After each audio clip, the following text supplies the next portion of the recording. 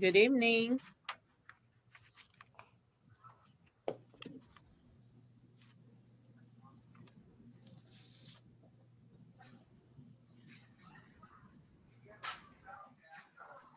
I love your lucky coin. Come here.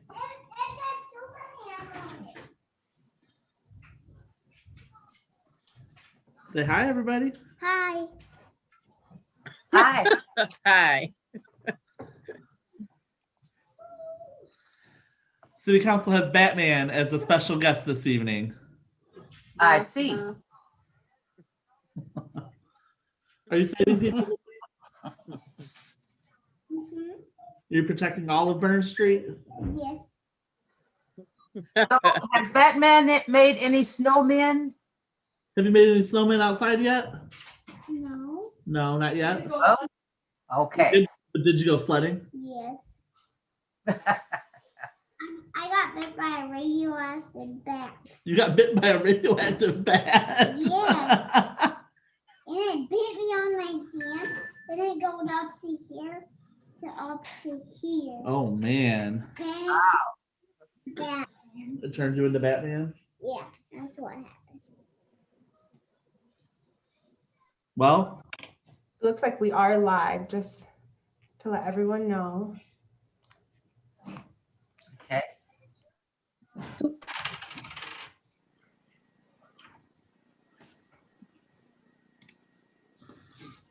say hi, Mary Snyder. Hi. I'm Mary Snyder. Hello, how are you? Good. Good. Are we in the Batman costume? Are you Batman? Yes. Yes, I am. Awesome, I like it. I know. It's cool, right? I know, right? This is my kid. That's awesome. I like actually Batman. You like Batman? Yeah. I have to tell everyone to have a good meeting and keep it short. Have a good meeting. Keep it short. I'll try my best. Sounds like a good one. Thanks, Batman. Sure. I just keep the city safe. That's my job. The boogeyman is now on a green big cloud. Welcome back, Mayor. Thank you. Good to be back home. Yeah. Yeah. Even though it snowed. Well, we had snow and cold there too, but at least it was sunnier there. So I was just talking with my granddaughter. She had called me the other day and we were talking about the snow because in Virginia, they don't get much snow. And so they got snow today. So she told me if I had snow, I got to go out and play in it. I said, okay. yeah, they out east is getting hammered with snow. So I'm happy that we kind of missed it. Yeah.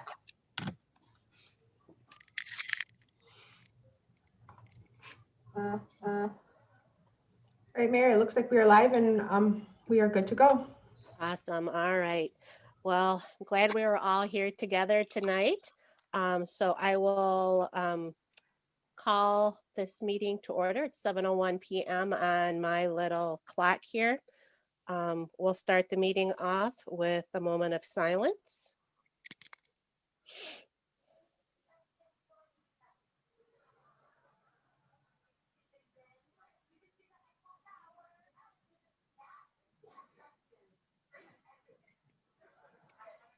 And if you all will join me in the Pledge of Allegiance. I pledge allegiance to the flag of the United States of America and to the republic for which it stands, one nation, under God, indivisible, with liberty and justice for all. All right, so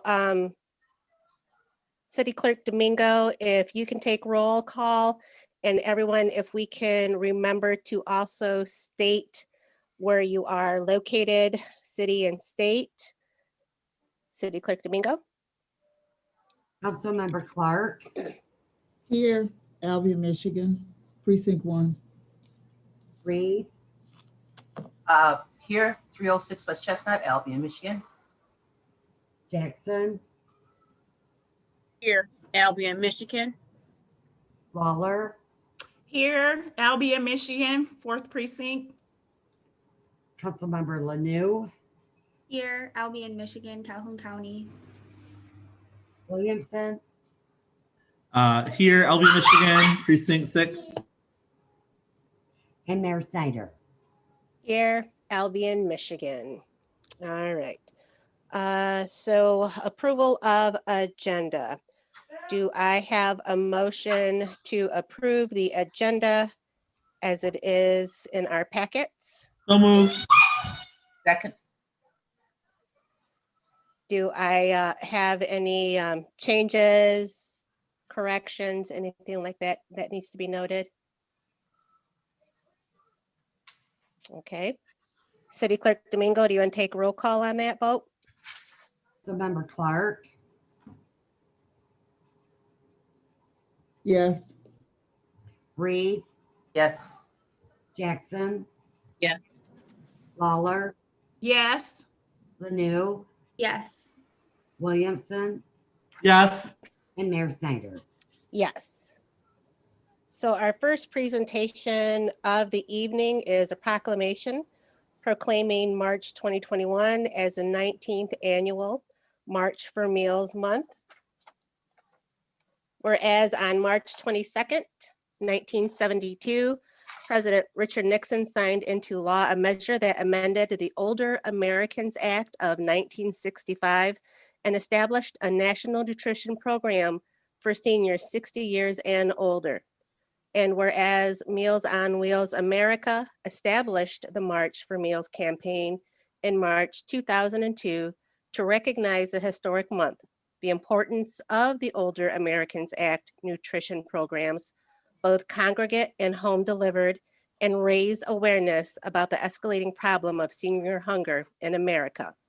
And whereas the 2021 observance of March for Meals celebrates 19 years of providing an opportunity to support Meals on Wheels programs that deliver vital and critical services by donating, volunteering, and raising awareness about senior hunger and isolation. And whereas Meals on Wheels programs, both congregate and home delivered in the city of Albion, has served our communities admirably for over 50 years.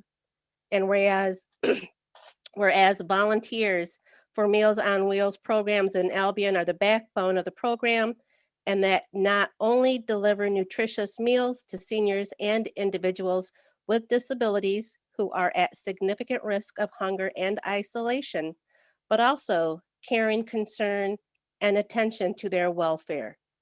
And whereas Meals on Wheels programs in Albion provide nutritious meals to seniors throughout the city that help them maintain their health and independence, thereby preventing unnecessary falls, hospitalizations, and/or premature institutionalization.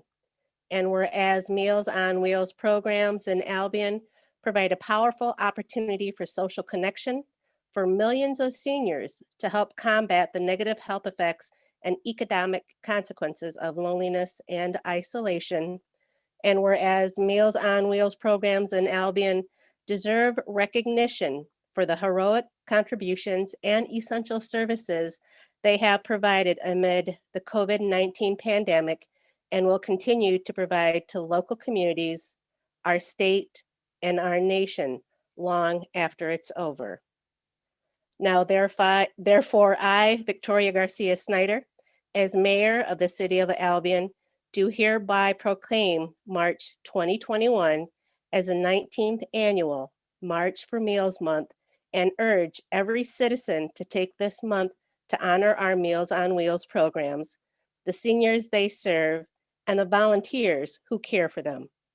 Our recognition of and involvement in the National 2021 March for Meals can enrich our entire community and help combat senior hunger and isolation in America.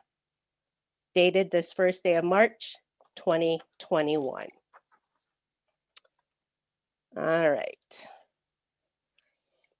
So I'm not sure, City Manager Snyder or Chief Kip. Do we have anyone that is on to do any public comments on the agenda items? Yes, I do see a hand raised.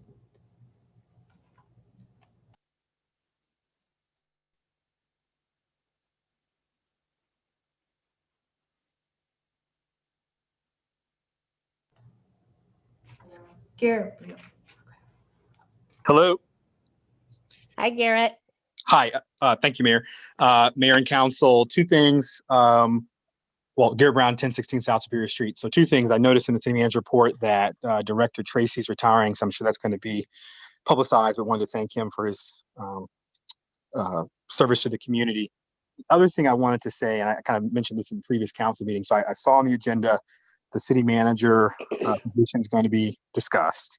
What I want to remind the council respectfully is that when the council makes decisions like that, precedence is very important, like procedure and precedence. And so I want to be very frank, I've been impressed by the interim city manager and her credentials and her connection to the city. So it's not a personal thing, but I think the thing that I want council to focus on is that when you all are making these votes, you're basically saying we are okay in the future with another council that might not have the same makeup as the current council doing a similar thing, which is basically offering a job without any kind of public open search and competition to it.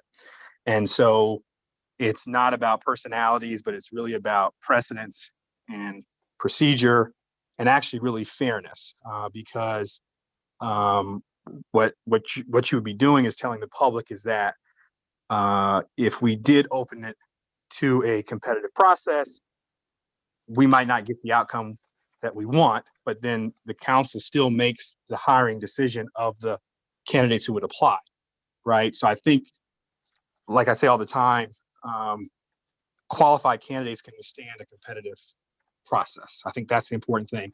And then the question about funding it, in one of the last budget cycles, the council spent $5,000 for really a frivolous prosecution. And because the last council also separated with the former manager, I'm sure that left some funds available. And then, as always, in the past couple of years, Excuse me, Garrett. Yes. You've reached your time limit. I apologize that I didn't put the timer up on the screen. I will do that going forward. Okay. You've reached your limit. Thank you. Thank you, Garrett. Do we have any other comments from community members? Nope. Okay. Yes, we do have. Sorry. Sorry.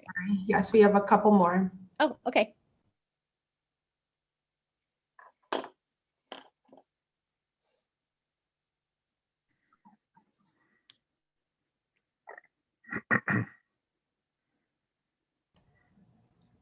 Go ahead, Mr. Gunsberg. Oh, good evening. My name's David Gunsberg. I represent the Sonny's dispensary on North Eaton Street. And I'm here on behalf of the owners and the management of Sonny's. I know there's an agenda item regarding recreational marijuana with regard to the provisioning center. And we did file a slide presentation showing the various updated recreational marijuana information that was filed this afternoon. I would just urge the council to pass this agenda item for a number of reasons. One, we've invested a substantial amount of money improving the building and operating our provisioning center on North Eaton Street. I hope some of you have come by, at least to look at it. We think we've substantially improved the property, and we are trying to make a go of it there. We have medical marijuana product there, but we've run into what we can see as really a problem with the traffic, meaning the people who visit, the number of people who visit our provisioning center. We're right off the highway. People who come from out of state or who don't have medical marijuana licenses don't frequent, don't do business with us. And that's cut out a substantial part of the market. 5 miles down the road, there's another recreational facility to compete with us outside of the city. So as far as the city is concerned, we are less competitive and less able to generate sales that we had hoped to sell out of our facility. So we really need the opportunity to develop more traffic and more business in this location. There are a lot of people who don't like to buy medical marijuana because they don't want their name associated with. They prefer recreational, and those combinations have really diminished our opportunities in this location. So what we're asking for is an opportunity to be competitive in the market. When we applied for and got this license for medical marijuana, this was before recreational marijuana became available in provisioning centers. And so the market has changed, and the recreational facilities are much easier to frequent for the public. And that creates an obstacle for us doing business, being medical only. So we urge, the council to please recognize this and pass this ordinance and modification so that we can also participate in the recreational market. Thank you. Thank you, Mr. Gunsberg.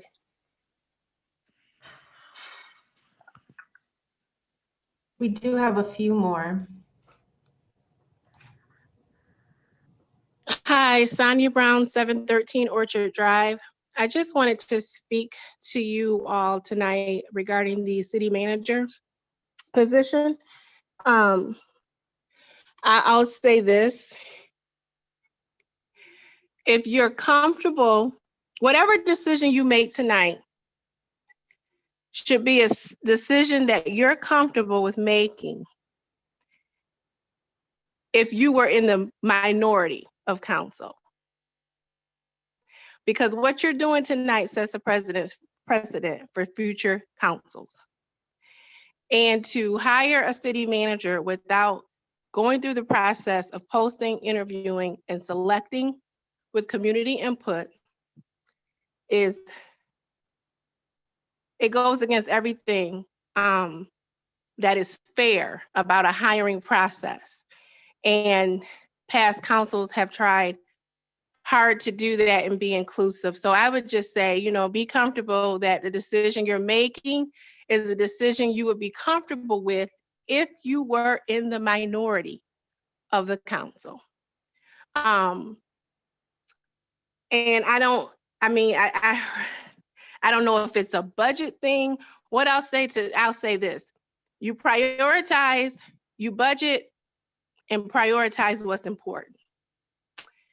And I know 2 current sitting council members thought it was important to spend $5,000 for a special prosecutor to file a prosecution against me for a city ordinance, alleged city ordinance violation. So I say that to say, people find money to do what they want to do or what they're passionate in doing or what they feel is a priority to them. So for the city of Albion, the city manager position is important. I think the process needs to be fair.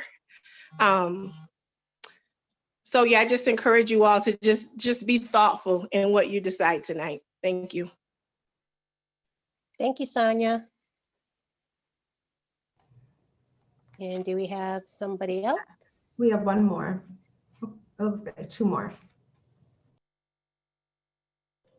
Hello, Bob. It's your turn, Bob Dunklin.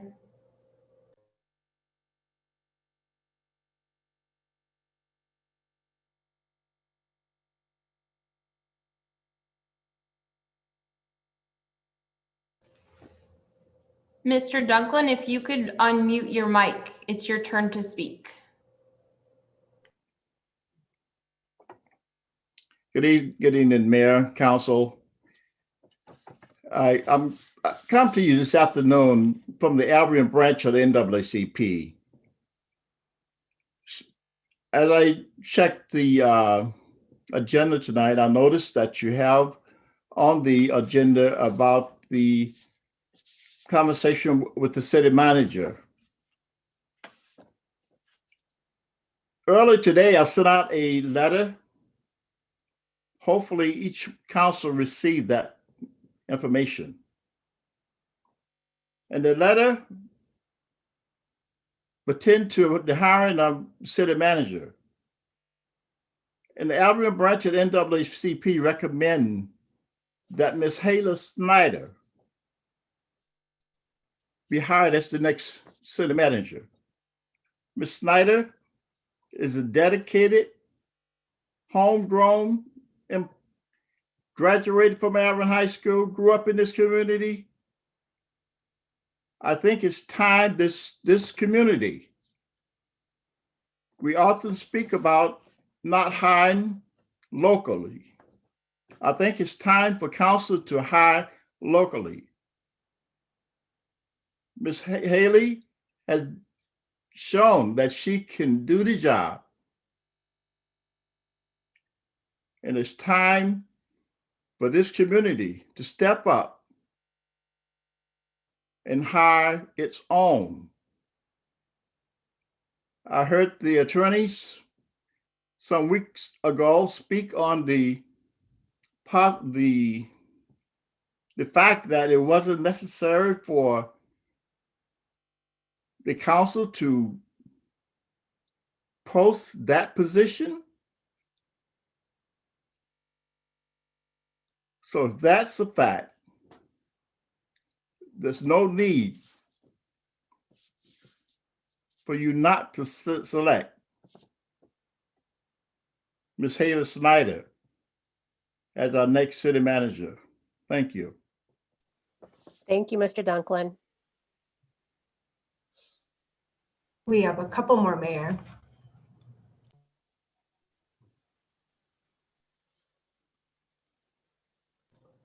Albert, you're able to speak now. All right, can you hear me? Yes. Albert Amos, 400 Baroque Street here in Albion, Michigan. And I just wanted to weigh in on the recreational marijuana situation. And would just like to say that I, along with several of the other pastors in the town, as well as several community members in the town, are really against the recreational marijuana facility that's trying to be licensed in the city to sell recreational marijuana. And so I just speak to the city council, the mayor, the city manager, and just I voice that to you that several of the pastors, I didn't talk to them all, so I can't say all, but also several of the citizens of the city of Albion is opposed to that.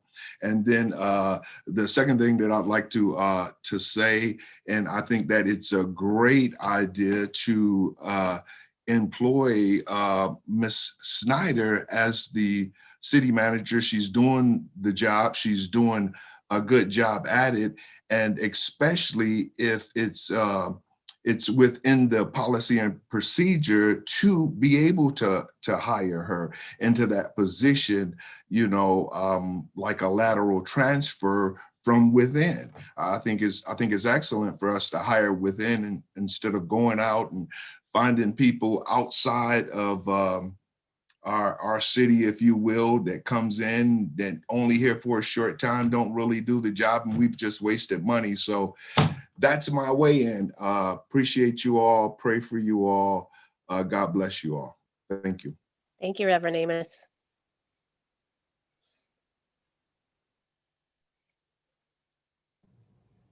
And one more.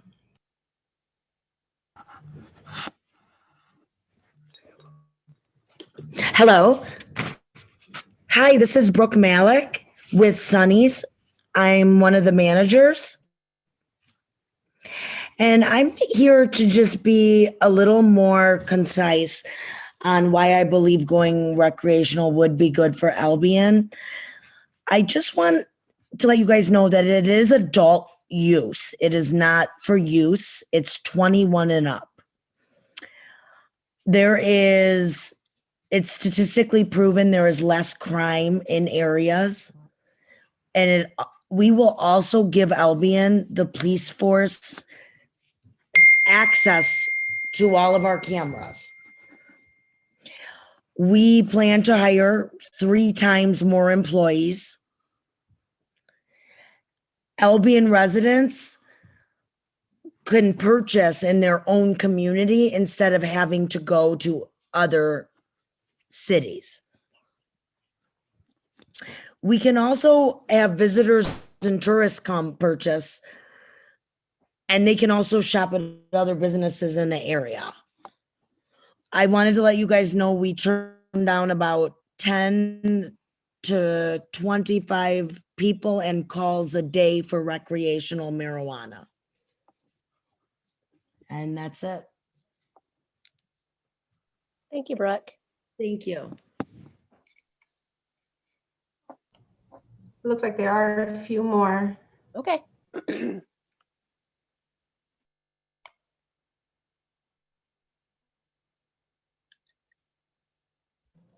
Go ahead, Elverine. Hi, Elverine Showers, 805 Valhalla Drive. Speaking on the recreational marijuana, I don't think it's a good idea, even though that they're saying that 21 and up can buy it. I know 21 and down will smoke it. Somebody else will buy it for them, and that's a given fact. So I think that we already have medical marijuana here. We don't need the recreational marijuana here.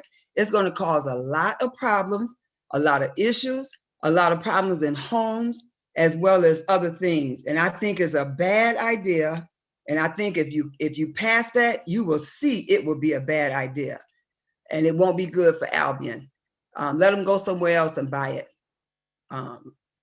Recreational marijuana.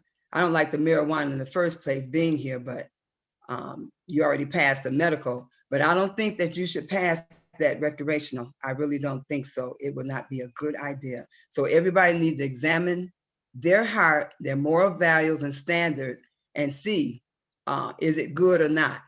But my vote is not good. So I'm hoping that you don't pass it. And I understand that they've spent a lot of money into this here to make a lot of more money, but not on our kids and our people. It's hard now to pass drug tests. And everybody smoking marijuana in the town, driving and under the influence of marijuana, it would be a disaster. So I think you need to think about this twice before you pass that one. Thank you. Thank you, Elverine.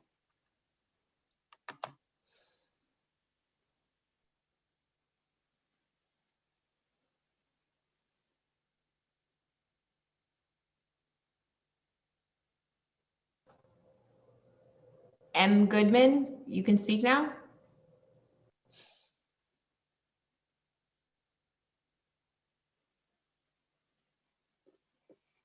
Mr. Goodman, you're on mute. Can you hear me now? Yes, go ahead. Okay, sorry. Most of you who've been around for a while know me. I'm one of the partners of Greenhouse Farms, which is going by the name of Sonny's as far as our dispensary is concerned. We are losing, we're not losing money yet, but what we're losing are sales.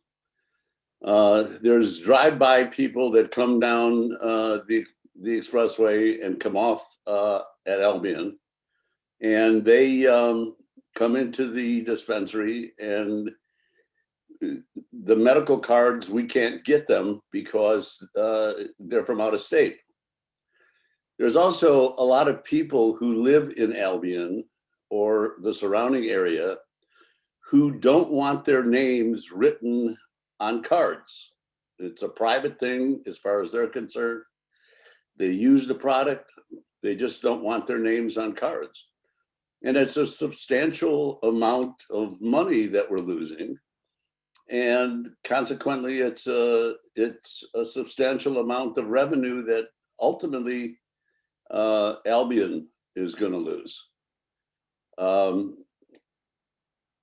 I invite all of you to come by the dispensary. It is a very cozy place. It's a non-threatening place.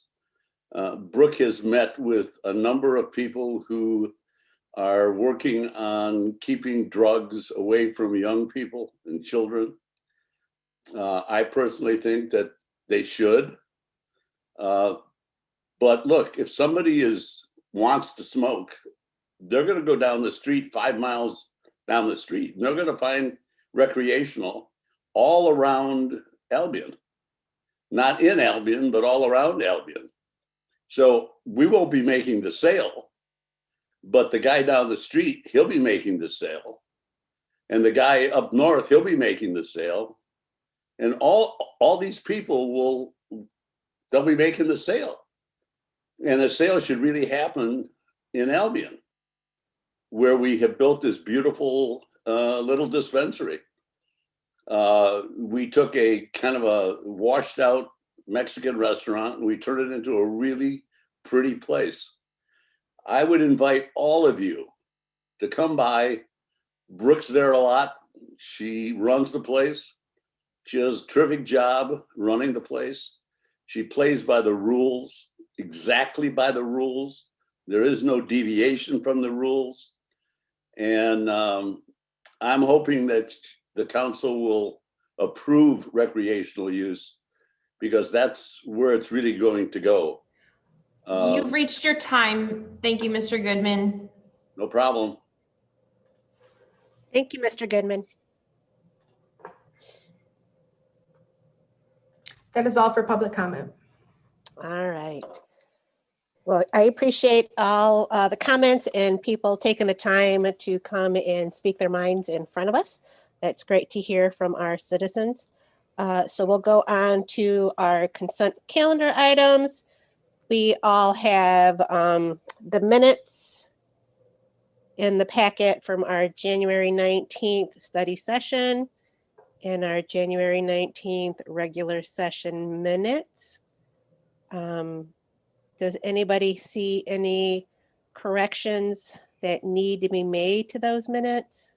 Point of information, so because they're on the consent calendar, people have to pull it off the consent calendar to make any sort of corrections. Otherwise, this is just a formality where we approve the minutes from the previous meetings. Okay. And then we also have on there the information for our Dell forensic computer purchase. So we're all good with that. I move to approve the consent calendar. All right, do I have a second? Second.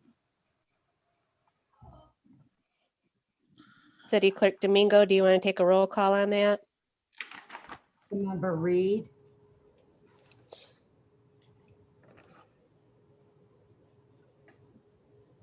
I think you're on mute. Okay, there. Yes. Jackson, Yes. Lawler, Yes. Lanu, Yes. Simpson, Yes. Clark, Yes. and Mayor Snyder.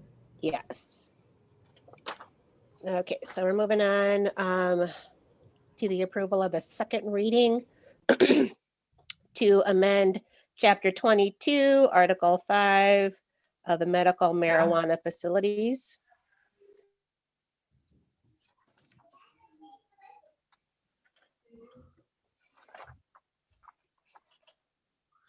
Do I need a motion to approve this, or do I just need to get a roll moved. call? So moved. Do I have a second? Second. City Clerk Domingo, can we get the roll call on this? Councilmember Jackson, Yes. Lawler, Yes. Lanu, Yes. Williamson, Yes. Clark, Yes. Reed,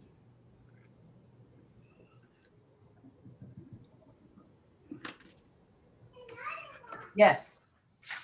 and Mayor Snyder. Yes. All right, so the approval of the first reading to amend Chapter 22, Article 4 for the permit procedures for outdoor and sidewalk cafes, and to amend the operating restrictions for outdoor and sidewalk cafes. Do I have a motion to approve? Motion. Do I have a To approve. second? I think.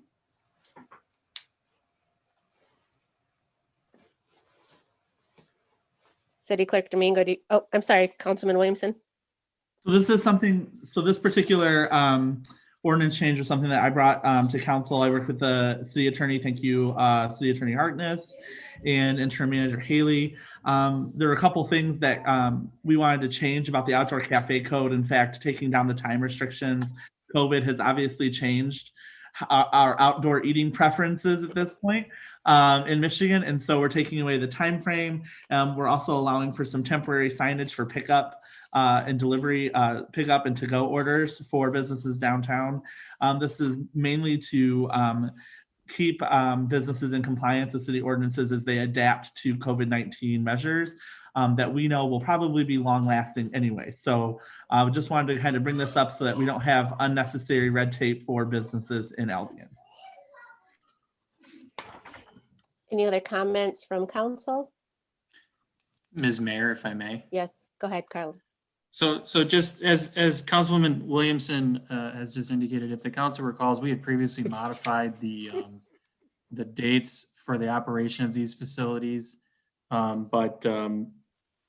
So we've eliminated that and just changed it to a 1 year thing. I mean, the idea behind it, previously the idea behind the dates was, you know, realistically, no one was going to eat outside in the dead of winter. However, obviously, people have adapted with COVID, and that may continue. It may not. If it doesn't continue, you know, they don't have to operate outside during the winter. If COVID continues, they can use the adaptations that have developed as a result.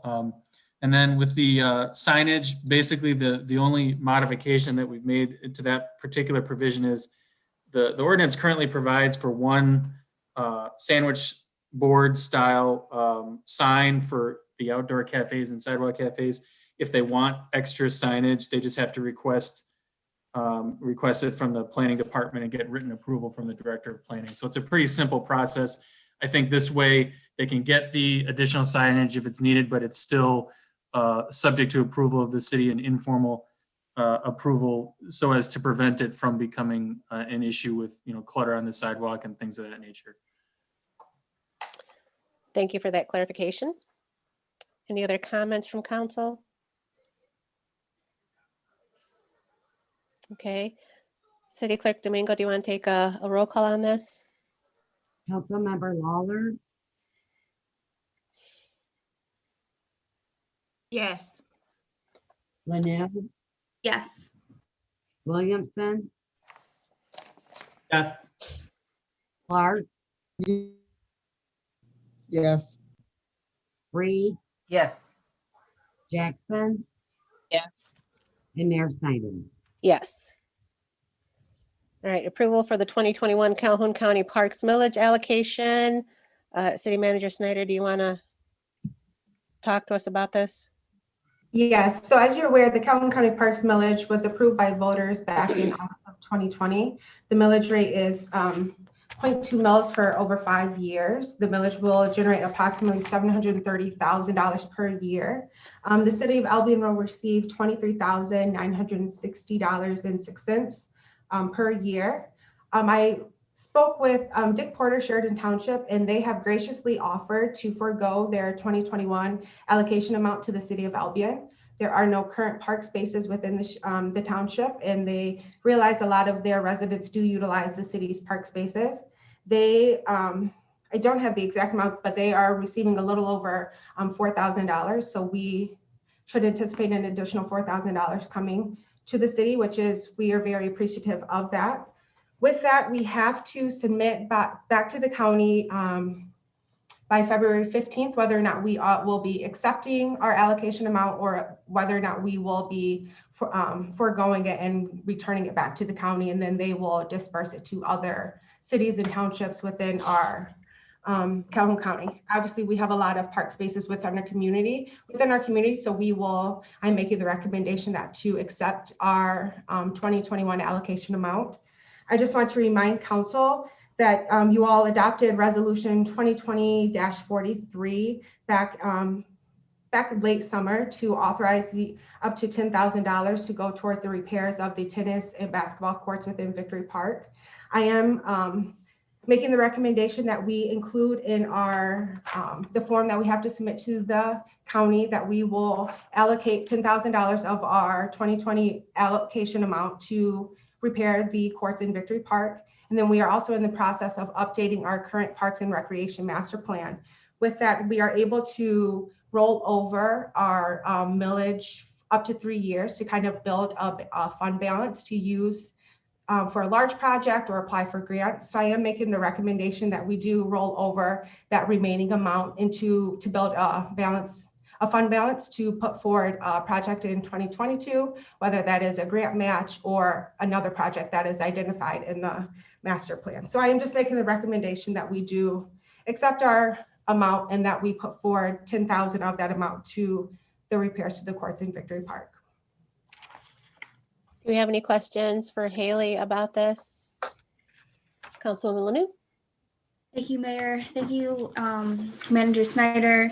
I was curious because I saw the nearly 24,000 allocation for the city of Albion. I think I saw that originally. Does that include Sheridan Township? No, that is just the city of Albion's portion. Okay, so we're looking at nearly 28,000. And then I was also curious with regard to the plan to roll over funds. I thought that I heard that there would be improvements to additional parks in the city of Albion. And I was just curious if that is on the horizon, even just like minor things, drinking fountains or electricity and things like that. I was just curious. I know that's being talked about and probably going to be included in the plan, but I'm just curious in terms of the timeline for those things. Absolutely, yes. We are evaluating all of our park space, and with that, we are looking to update our current 5-year park and recreation master plans, where we will address a lot of the issues and repairs that we do need to make within our park spaces, as well as new potential projects.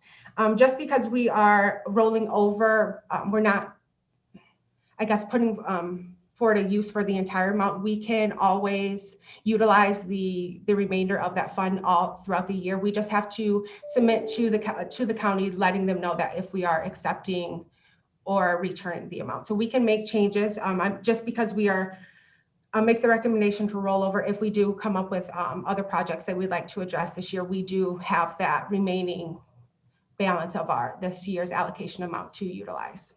Okay, I would recommend that. I thought I heard like McAuliffe and McIntosh Park were slated to have those upgrades, so that I just wanted to let that be known. Any other questions for our city manager? Councilwoman Lanu, or Lawler, I'm sorry. Thank you, Ms. Mayor. So you said that there are other parks that could benefit off this, such as McIntosh? Because I really want to see McIntosh do something with McIntosh, because there are a lot of kids over there and parents are not really trying to let them out of their eyesight. So I was just trying to make something clear that McIntosh is included in this somewhere. Absolutely. We have discussed McIntosh Park with the Parks and Recreation Advisory Commission, and with the update of our 5-year Parks and Recreation Master Plan, we are going to focus a lot on McIntosh Park. We realize that is a large space that we can utilize to make another nice park area within our community. So yes, that will be a big focus area in that park plan, and we will be sending out a survey to the community. A part of updating that plan requires 2 sources of community engagement, so we will be looking for feedback from our residents. Councilwoman Reed? Okay, I have also talked with Manager Snyder about Holland Park. We have a $56,000 pavilion that's got to be put up, and we do not have what we thought we were going to have here with the construction people in Albion to put that up. So we're going to have to come up with the monies also to put up that pavilion since we already have it. Plus they're in Holland Park, they use that also for the recreation department. And also because the senior center is straight across the street from it, talking to Mrs. Hines, the seniors could also be used there. But if they have the recreation department working there during the summer, the kids are going to need somewhere to eat. And that's why we want to get that pavilion put up, as well as the fact that we would like to get the Holland family here for dedication before then. So I hope that we can keep that under consideration because I think that's very, very important. Yes, and just to add what Councilmember Reed said, we are actively applying to different grants to obtain the remaining funds to get that structure put up this year. Councilwoman Lanu? Thank you, Mayor Snyder. I'm curious, do we know exactly how much it costs to assemble the pavilion? $50,000. $50,000 to assemble what costs $50,000? Well, you got cement. The cement, $21,000 alone. Oh, okay. And $36,000 to put it up because you've got to have the special equipment. That's a nice heavy pavilion that's not going to tear up anytime soon. And so we're going to have to get the company to do it because we were not able to get volunteers or people in construction around here to do it. So we're going to have to get the company because you have to have special equipment. Thank you for clarifying. I was hearing 56 and thinking that was the cost of the item and not realizing the connection. Thank you. Any other comments or questions? Okay, City Clerk Domingo, can you do a roll call for a vote on this? Do we have a motion and support, Mayor? Oh, did we have that? No, Or I no? don't believe so. I think it Okay. just went into discussion. Motion. Yeah, I'm sorry. Do I have a motion to approve? Motion. Second. Awesome. All right, City Clerk Domingo, go ahead. Councilmember Lanu? Yes. Anderson, Yes. Clark, Yes. Reed, Yes. Jackson, Yes. Muller, Yes. and Mayor Snyder. Yes. All right, next item is the approval of the Battle Creek YMCA service agreement. Again, City Manager Snyder, you want to give us information on this? Yeah.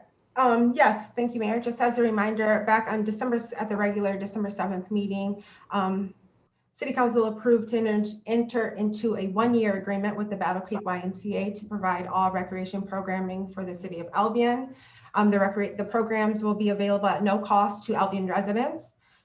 The recreation programs will be designed for all ages, from children, from youth, all the way up to seniors. They have provided, it was included in your packet, a tentative schedule for the months of February and March in accordance with the current COVID-19 orders.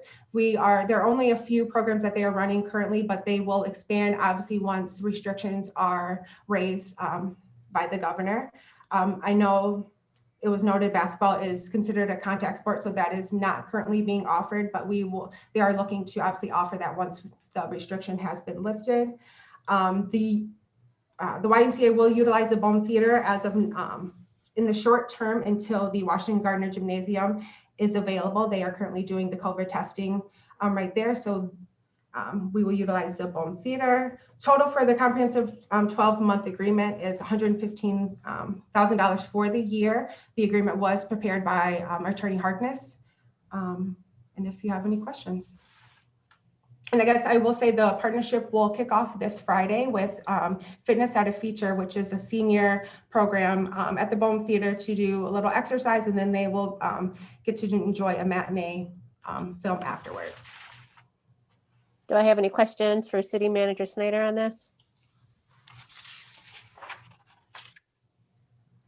Councilman Williamson. I was just going to move to approve the contract for the Battle Creek Family YMCA in the city of Albion. Second.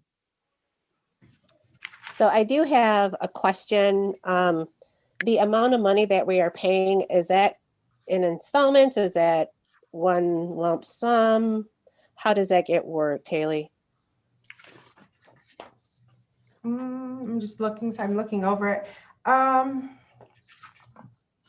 It's not spelled out in the agreement. I can touch base with Ms. Hine with YMCA to see, I guess, council, whether you prefer to make it in one lump sum or at whether she invoice the city quarterly or whatnot. But I don't see that spelled out. I don't know, Attorney Harkness, if you have anything that you would like to add.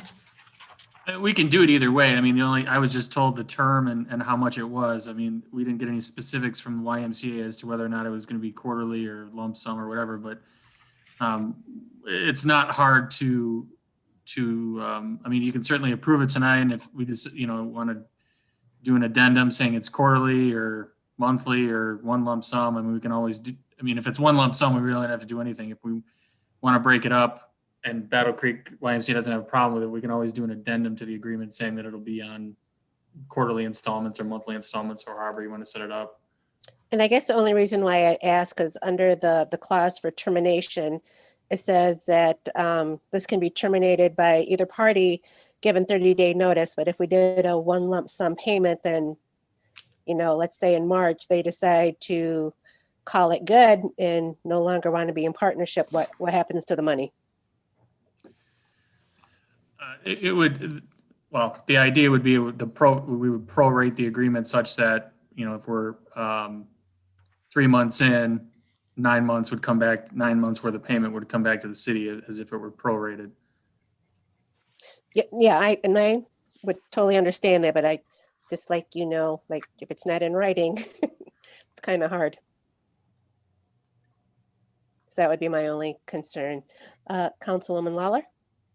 So for the sake of your concerns, Ms. Mayor, can we postpone this until we have the definite answer for you? Well, I don't necessarily want to postpone. I just want to make sure we know, exactly that this type of thing would get ironed out, and like what City Attorney Harkness was saying, like in an addendum. So just to make sure it's in writing. But that's kind of like why we wanted to read this through before we wanted to get it approved. So then what I would propose is why don't we just make, at least as it relates to the termination clause, I mean, in terms of payment, I mean, really, I mean, that's just a matter of the city's liquidity. I mean, whether we can pay it all at once or whatever. As far as the termination, why don't you just approve it with the addition that in the event the agreement is terminated prior to the expiration date, that any amounts prepaid by the city will be returned to the city on a prorated basis. Mayor Pro Tem Jackson, did you have something to add? Councilman Williams before I was. Okay. I was actually just going to mimic or mirror what Cullen, Attorney Harkness was saying. Why don't we just approve it with the addition that any funds would be given back to the city on a prorated basis? And do we need to make that a motion, Cullen, and add that? Do we need to amend the original motion? Yes. Okay. And since I think I made the motion, I cannot amend it, correct? Right. So someone else needs to amend it. I'll amend the motion. I'll second the amended motion.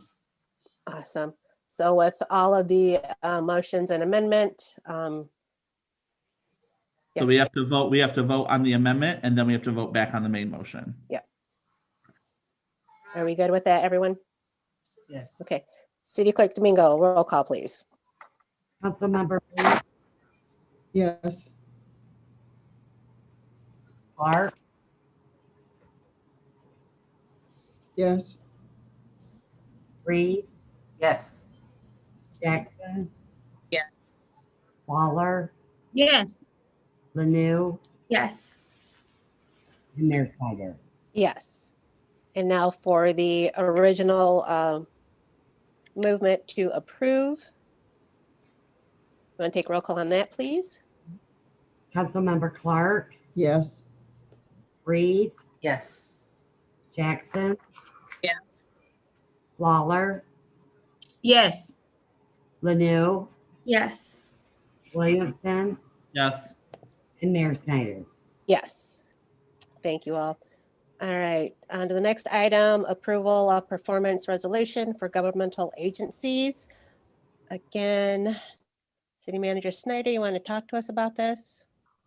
Yes, so Council, as you're aware, we will be redoing First, Second, Third, Hartwell, and Wild Street. With that, we are required to pull a permit from the state of Michigan, MDOT. And they notified us when processing our permit application that we are able to do so. However, the resolution that allows us to perform work within their right-of-way has expired. So this resolution just allows us to apply for permits. It holds us liable for any work that we do within the state-owned right-of-way, and it holds the state accountable for any work they do. City Attorney Harkness, please feel free to join in if I have missed anything.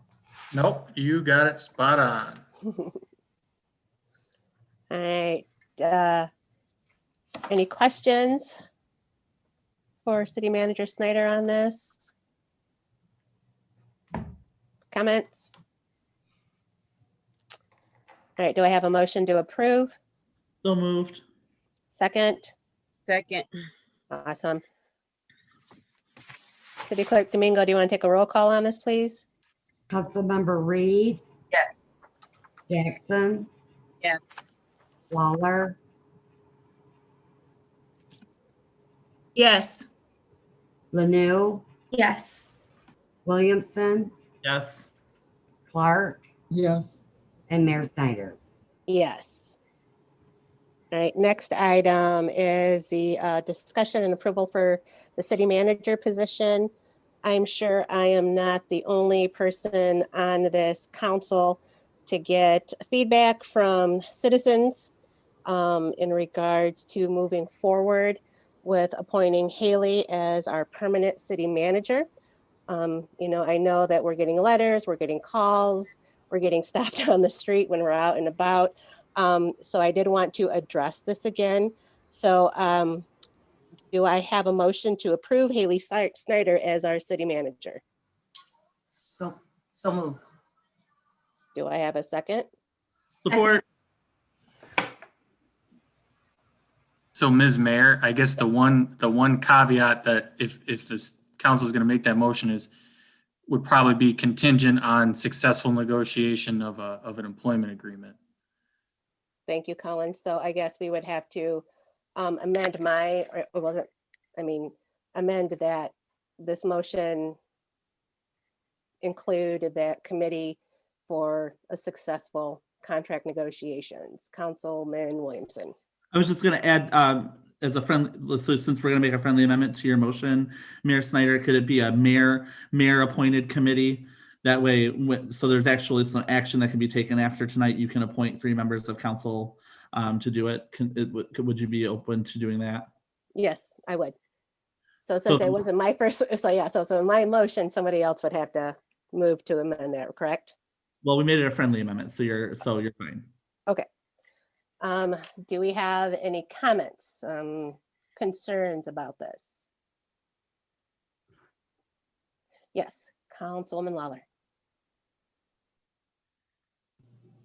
Thank you, Ms. Mayor. I just wanted to add to the comments of what I have been getting from Precinct 4. I have been getting the calls that process is needed. I have to wipe the face off, and it is what they are matter, you know, is to basically take the name out of it and do a process. I did express to them about financial things within the city. I was told that the city can find some money for everything else. Why can't you find money for to do a search? I have been talked to about is integrity. And integrity to me is fair. So what the majority of my precinct and the majority of the people that I have talked to about this is to have integrity. And like I said, integrity to me is fair. If I want to get personal, they're really not allowing me to get personal. They are telling me to take the personal out of it. And I do have to say that it is tough for me. So I am going to take myself out of the equation, and 4th Precinct would like for us to do a search. Anyone is welcome to do it, but to be fair. And they do not say that our interim cannot do the job at all. They're not saying that at all. But the feedback is to do a hiring search. So I just wanted to make it known that it's not a black or white issue, because I have been hearing that I'm trying to make this a black and white issue. No, I'm not. But I do want my precinct, if they are on and participating, I do want them to know that I have heard them, and I have heard the majority. And like I said, I will take myself out of the equation, and I will present to you what the majority of Precinct 4 is saying, and they would like to do a search. Not saying that they do not want Miss Snyder to be it, but the search they feel is necessary. So thank you. Thank you. Councilwoman Clark. Hi, I want to also address that I've heard some scuttlebutt behind the scenes about people mentioning my feelings or how I felt about Ms. Snyder and her having the position. And I want to correct that, because nobody knows me well enough to speak for me. Most of the time when I speak, I am speaking for the people in my area that has come to me and spoke to me. So I wanted to make that blatantly clear that this is not an opinion of mine. It has been things that have been talked to me about, and basically the same thing.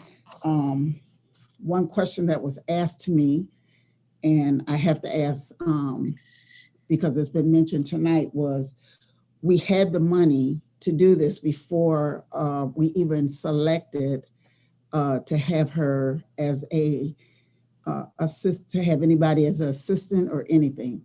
We had to have this discussion in the former council about actually doing the process going forward. And now I'm hearing it's a budget issue. So what happened to the money?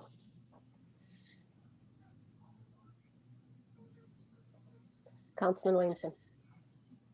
So I'm going to speak in support tonight of appointing interim manager Snyder as our city manager for the city of Albion. There's a couple of things I'd like to highlight about why one, I believe this to be completely in the bounds of any of our previous processes, and two, why it's a smart investment for our community to make in someone who's already made an investment here. So the first thing I want to share is that Ms. Snyder has been part of 2 previous searches. She was a finalist in both of those categories. Both rounds, she was not selected either of those times. They were very competitive applicant pools. Ms. Snyder has been here throughout all of that. So for the last 2.5 years, even in light of not being offered the job, she still worked hard and has done a good job for the city, and then stepped up to be our interim city manager back in oh, it feels like 20 years ago, but it was really only last year. I believe August or September, was asked to step into the role of interim city manager. And since entering that role, I don't know about my other colleagues on council, but City Hall, City Council itself has felt different. The momentum that's been happening around projects getting done. I can't speak to all of Ms. Snyder's achievements in the last 6 or so months, but I do know one of them has to do with $1.7 million in grant funding for a road project. I know that she negotiated 4 major union contracts with our, well, you all know this because we were all at that meeting too. Though none of the things that Ms. Snyder has done have been done but in any other manner other than high quality. High performing, high quality, and with the utmost respect and integrity for the office that she's been filling in. So I want to echo so many of our citizens in Albion, so many of my constituents, but so many of each of your constituents all across the city who are excited that for what feels like the first time in Albion, we're actually going to do the right thing. When it comes to our city manager and appoint the person who grew up here, who knows Albion, who has served in the role and has really been battle tested all the way up till now. It's not easy working for any city council. I would say that the same thing can be said for Albion. And so I'm in complete support of naming Haley Snyder as our city manager tonight. I think I cast this vote even more confident than I did in the last vote we took for city manager the last time around, and I am excited about her development here. And then the other thing I want to address is the idea that we somehow aren't following a process, and we are following a process. We have someone who, we never get this opportunity to have someone serve in a role before you get to hire them. Only do you get this when you have an interim, and so every once in a while you're allowed to have an interim manager that you may want to have serve in that role. And I think it is the majority of council, along with the majority of our engaged citizens, that we would like to see Haley in that role. So I'm hoping that tonight we make that happen. Thank you. Councilwoman Clark. So I asked a question. Can somebody please, just for the sake, because it was asked to me by some of the citizens in Albion, can we please give an answer to that question? So I'm not sure about the budget. And that was a question, right? Yes. I mean, the budget's there if council wishes to pursue a search, that we do have our general fund that you can utilize. But I don't think that there was ever any mention of any budget cuts or anything of that nature. No, it wasn't that it was a budget cut, but it has just been mentioned a couple of times that it was real expensive and we don't need to spend the money. And I think that was the main point when just bringing it up. Each time we do this search, it does cost the city roughly, I don't know, $10,000 to $15,000 to conduct a search. Not only the money that goes into it, but just the time. It is a lot of time and a lengthy process when you do the formal full-blown search. So I think that was when it was mentioned that there's a cost to it. So I hope that answered your question from the budget. Okay, yep. I think they understand. Thank you. Councilwoman Reed. Okay, I am in support of Haley. She and I have talked. There's always going to be a point where you don't like something somebody says or somebody does, but I don't think that's the reason why they should not be. She's very well versed about what she's doing. She knows her job. She's been doing it very well. I do appreciate anytime I call her, I can get an answer from her. I can get in to see her or whatever is needed. And I think she has Albion in mind. She, just like you said, she's been born here. She's lived here all her life, family members here and all. And I think that's all a positive. And I know her grandmother will keep her straightened out. So therefore, I have nothing to worry about there. I'm sorry, Councilman Williamson, did you have something to add? Because I know you had your hand up at the same time Councilwoman Reed did. I've already spoken once, so I can wait until everyone else has had a chance. Councilwoman Lanu. Thank you, Mayor Snyder. I have immediately received feedback from my constituents, and since then received a variety of feedback asking essentially why this position is being held hostage right now. And I don't have a clear answer, but the biggest thing that I can say after the work I've done in our community, seeing so many issues go unaddressed, is that there needs to be intentional space held to address the concerns that keep being brought up. And I think that to put this position in such a place that we're basically saying, well, we know that this position is going to have to address these things. So, you know, how are we going to get them addressed through this position? I think that it's kind of an inversion, because we're faced with the contradiction with this being an impermanent interim position.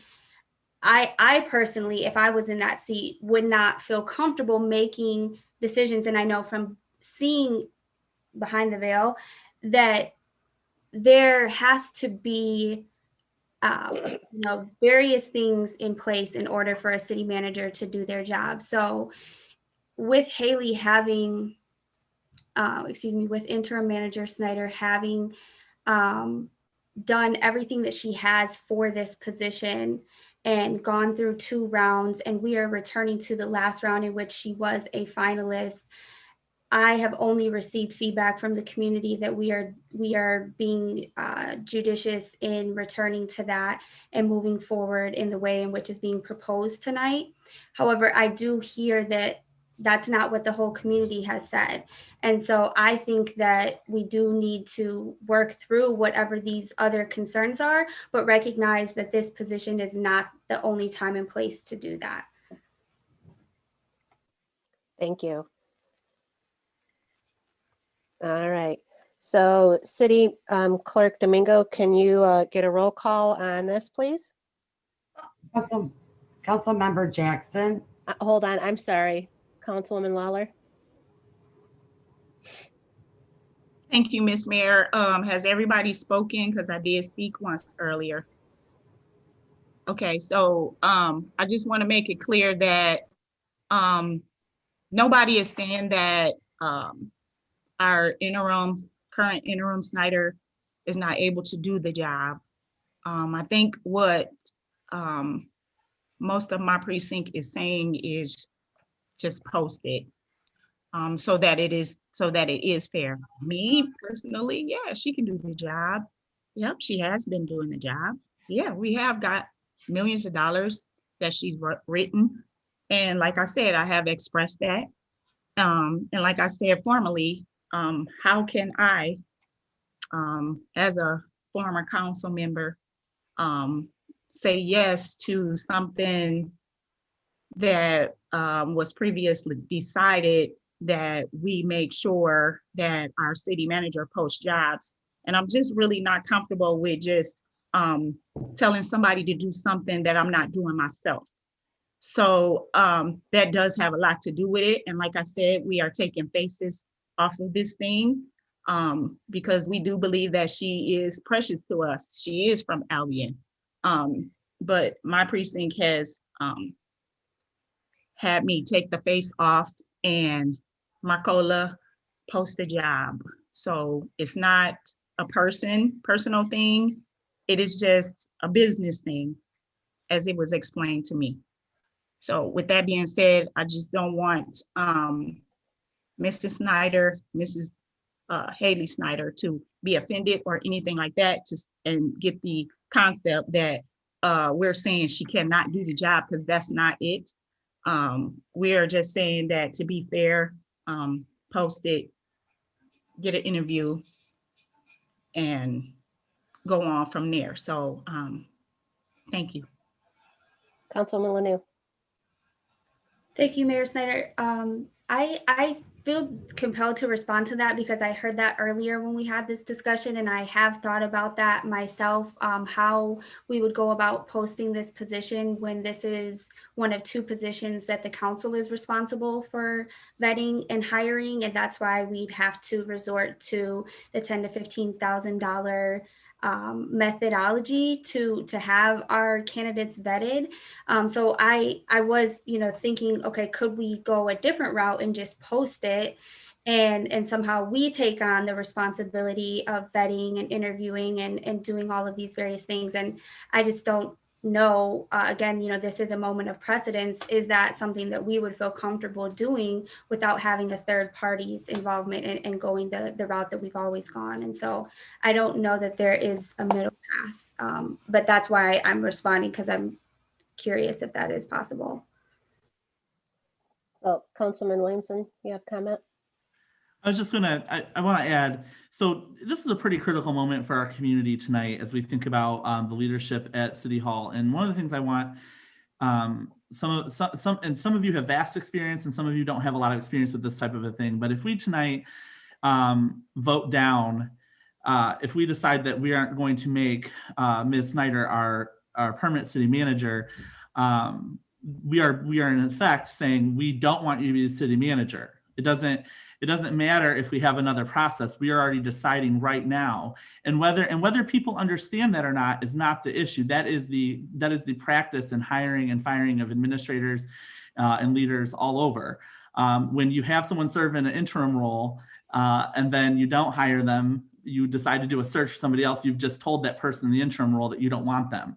So that's a message that gets sent, and even if you don't say it, even if you don't physically say it, it is a message that we send the people who are working for us. And so Ms. Snyder and Cullen are only two employees. And if tonight we decide that we don't want Haley to be our city manager, that means we're going to be performing a search and most likely not considering her. And what would be her incentive to apply and continue to work in the city if after 2.5 years and a term as interim, we decide to say no to the talent right in front of our faces? And I think that I don't want to explain that to people when we have this call tonight, when inevitably we will get phone calls or emails. I want to be able to say we did the right thing. We did the right thing for our community. We did the right thing for our one employee as council, and that we are excited about the possibilities and potential that Ms. Snyder's credentials and experience have already brought us with what they can moving forward. So I wanted to make sure that was understood. Thanks. Councilman Reed. Okay, and I agree with Shane. And every time we have an interim, nothing gets done because they're waiting for, we'll wait until we get the city manager. We'll wait until we get the city manager. And so just held up where Haley has been, since she's been in interim, she's gotten a lot done. And when she gets to be city manager, I'm sure she'll put both feet down and get twice as much done. But so far, things have been moving. She hasn't been sitting there saying, we'll wait until we get a city manager. She's been doing the job. Councilwoman Lawler.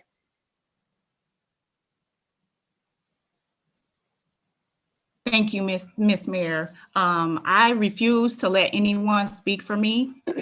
So by me suggesting that we do a search, it's not saying that we don't want her. That's not what we're saying. And I am not gonna let anybody speak for us. What we are saying is be fair. What we are saying is do the search and fill out the application. We are not putting a face to it. We do not disagree that things have not been getting done. Even though I have put some stuff out there, but that's another story. I refuse to let anyone speak for us. And we do not say we want a process. We are not looking at a face. We are saying post the job. I said last time to post the job. I directed someone to post the job. So that to me does not make me look very good when I tell somebody else to do something and I'm not doing it. So it is not, and I hope that Ms. Snyder personally, and I've been saying this since we've been talking about about a city manager. Right, Mayor Pro Tem Jackson. Well, good evening. I just like to just clarify some things. Colin, can you answer some questions, please, for me?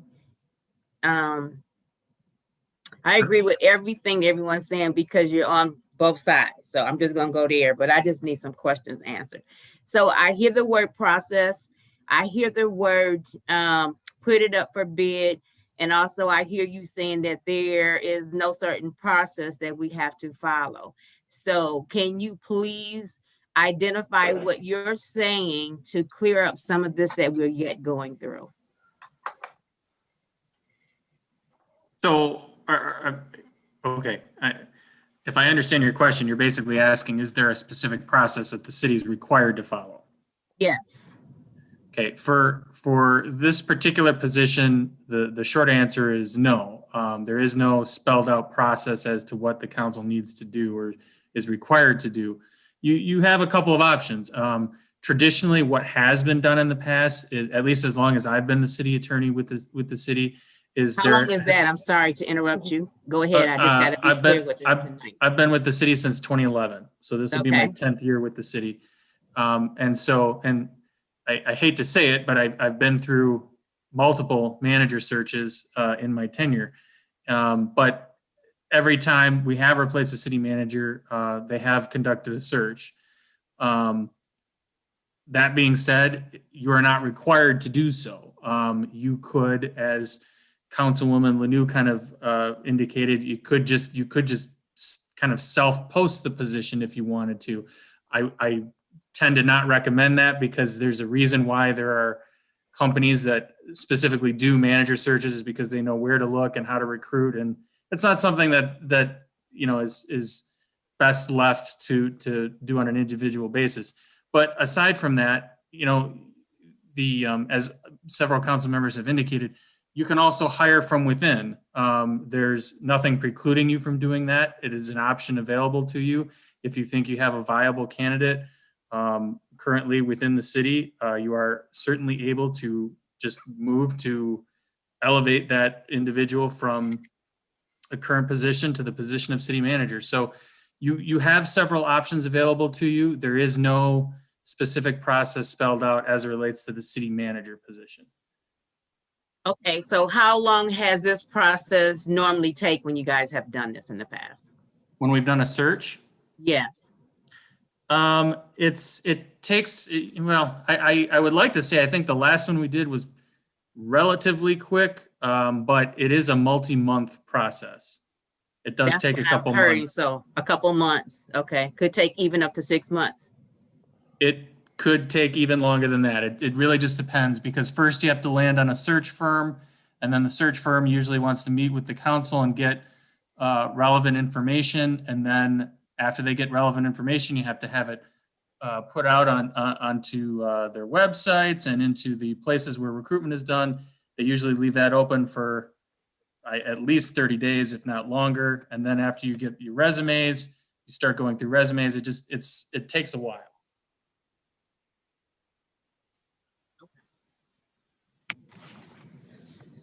All right. All right, I appreciate, oh, go ahead, Councilwoman Lanou. I was going to say, thank you, Mayor Senate. I appreciate the dialogue. And like I said, I think that these very critical decisions are opening the door for very serious other matters that need to be addressed. So I want to iterate my decision being the cost of inaction and the value of continuity. A lot of the concerns that I know people have are the result of turnover and the interim management not being able to make decisions on behalf of various serious things that are, you know, facing our residents. 60% or more who are unable to meet basic needs. These are concerns that I know interim manager Snyder is actively working on, and should she be made permanent, would be able to address more readily than I think anyone else possibly could. And I also think she has done more to earn this position than anyone else possibly could as well. So I just want to be clear about those things. Thank you. And like I was going to say, very similar to what Councilwoman Lanou said, I do appreciate the dialogue, that we feel free to make the comments, concerns, voice our opinions. You know, So let's go on and move forward with the vote. City Clerk Domingo, if you will, please. Councilmember Jackson, Yes.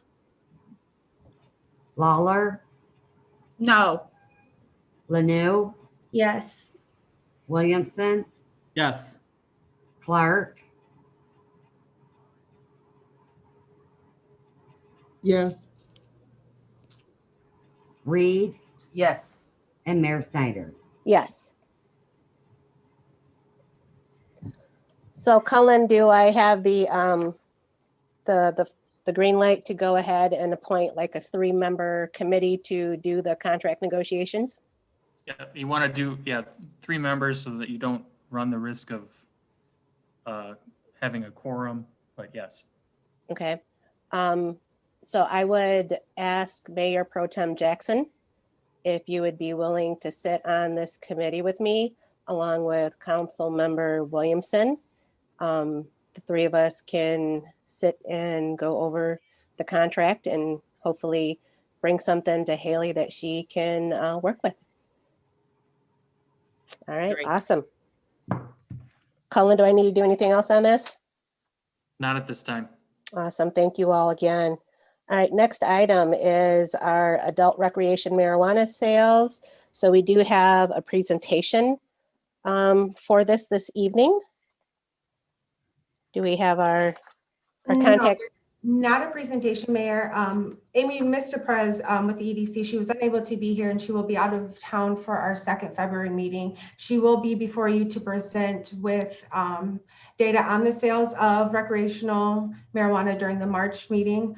Okay. I did leave it on the agenda. I didn't know if council just wanted to kind of have a discussion. Because I know you've received a lot of emails as well as other members of council that there is an interest on current companies within our city who are interested in this. Okay. Next item is discussion regarding police investigations. Councilwoman Clark wanted to bring this to council. Councilwoman Clark, I'll give you the floor. So there's been several questions asked in the community to me about the recent things that have gone on with the shootings and things that have occurred. I spoke with one of the council members a couple of the council members, and I shared what I have heard. And what I have heard them say is it's not the fact that they feel all the time necessarily that people in our precinct are wrongfully treated. It's more of the fact that they don't get the same justice as others would.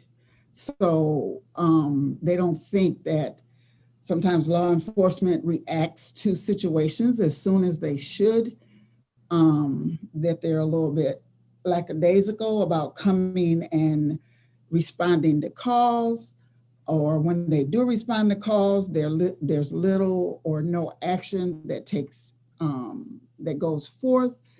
And with the West Side, so they feel that the West Side of this town, like that has been felt for quite some time, doesn't get the attention as the other side. And I'm just being the voice.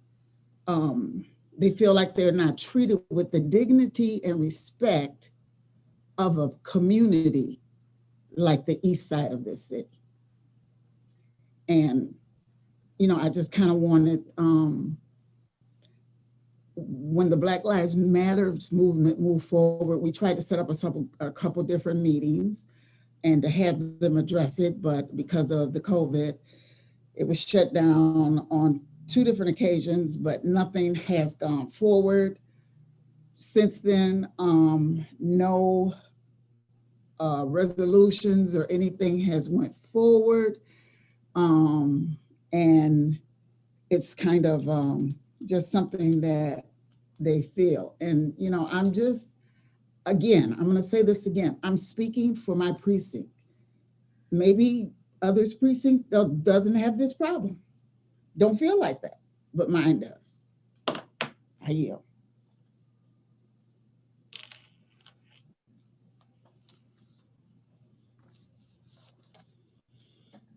You're on mute, Mayor. Yeah, I'm sorry. I was going to say thank you for that. I'm sure your constituents appreciate you coming forth and being their voice of concern.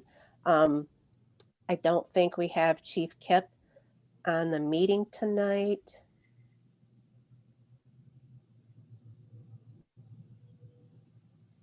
But I believe that Councilwoman Clark, you've also been in contact with Chief Kip about this, and hopefully his explanations on some of the concerns that you had were, I guess, answer enough. I know when it comes to legal stuff, it's just very difficult in regards to the type of information that he can share. So I just hope that at some point we can ease that line of communication so that, it's, the transparency, and we always go back to that, so that we can work as a community and have our people feel valued. Mayor, it looks like Chief Kip is actually on, and he's on mute. I don't know if he is going to make a comment. Can you hear me? Yes. All right. I'm available. I guess the question I would have is there specific concerns about specific events, or is this just in general? Because it's hard to answer general questions like that without knowing specifically what we're talking about. So yes, there's, okay, I can use one of the most recent ones. I guess when we first had the COVID-19 shutdown, there was a lot of people in the community, in the areas, in the Lincolnshire area and the other areas that was not being cooperative with that. I know it wasn't, it was nothing that you could make people do, but they felt like there was no really policing of trying to encourage people to adhere to the rules. The hard part about that was the lack of enforcement in that area. Additionally, the problem you have with the Lincolnshire area is that is all private property. And so we can't go on private property and tell people what they can and can't do necessarily. The governor's orders went back and forth. There was never really a clear line at that initially. And so there was a lot of questions on how to deal with it, how you could enforce that. But with Lincolnshire being private property, we just can't go up there and tell people they can't do things. So the same things when like you get a call, that's why it takes, there's a thought pattern that it takes Albion Police, you give enough time for people to get away before you actually show up. Well, I think there's a misconception about how many police officers are available on a regular basis. The majority of the time we have 2 officers available. This last year was much more difficult. We were down 6 officers at one point.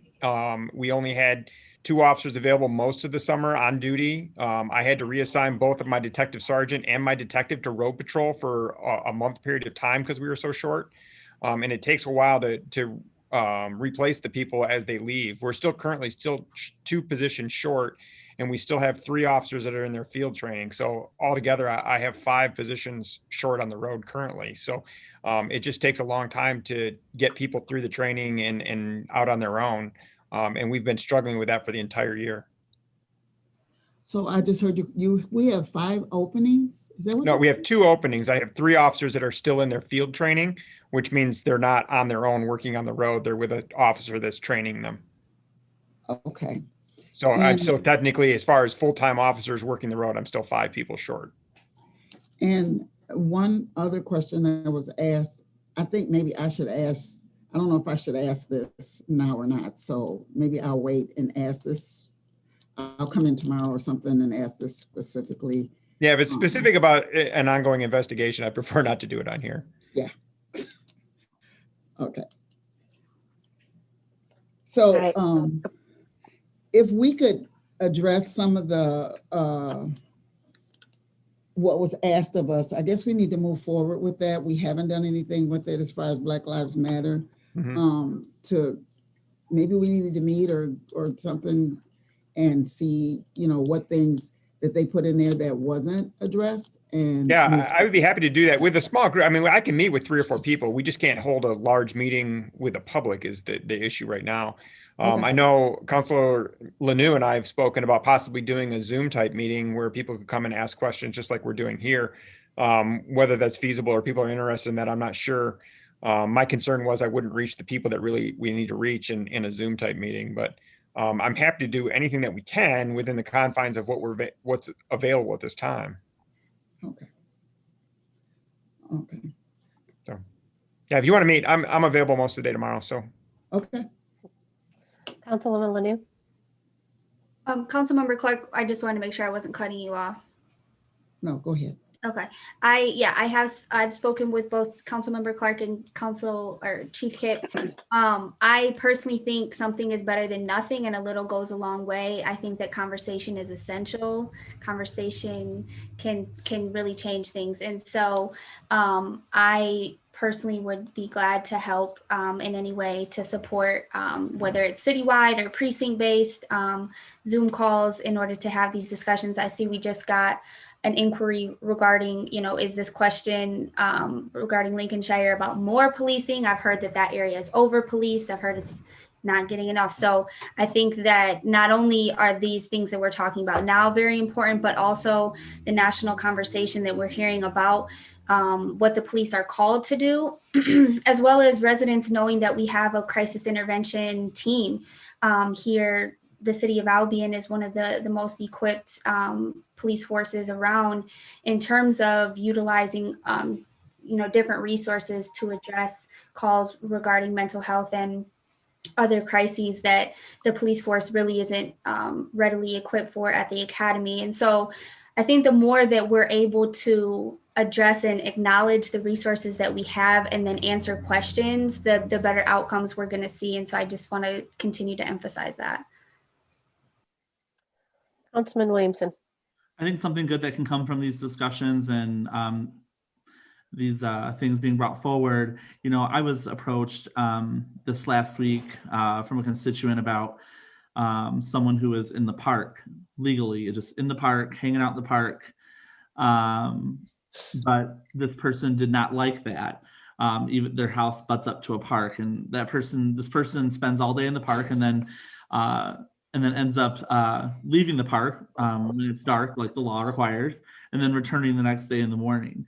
I think one of the things that can come out of these discussions is what are our police force for? When is it appropriate to call the police? Like, what can they do? A police officer can't come in and just remove someone from the park because we don't like them sitting there. If they're legally there, not bothering anyone, then they're allowed to be there. It's a park. And so there's a lot of these, a lot of the racial inequity, a lot of these things that have happened over the last couple of years have been amplified nationally. All starts with something as simple as that.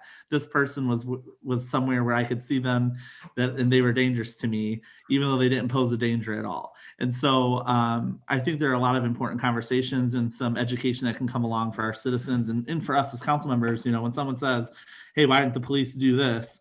Well, public safety is for certain things, and then there are other people who are readily equipped to handle things like poverty, homelessness, trauma, medical issues, mental health issues, et cetera. So again, thank you to Councilmember Clark for keeping this conversation going. You have been really instrumental in making sure that we continue to revisit this ever since we've started talking about this as a council last year. And I am happy to be an ally with all of you in having this conversation and doing my part as much as I can to move the needle forward. Thank you. Ms. Mayor? Yes. So just so that the council is aware, because these are not conversations that we normally get to have.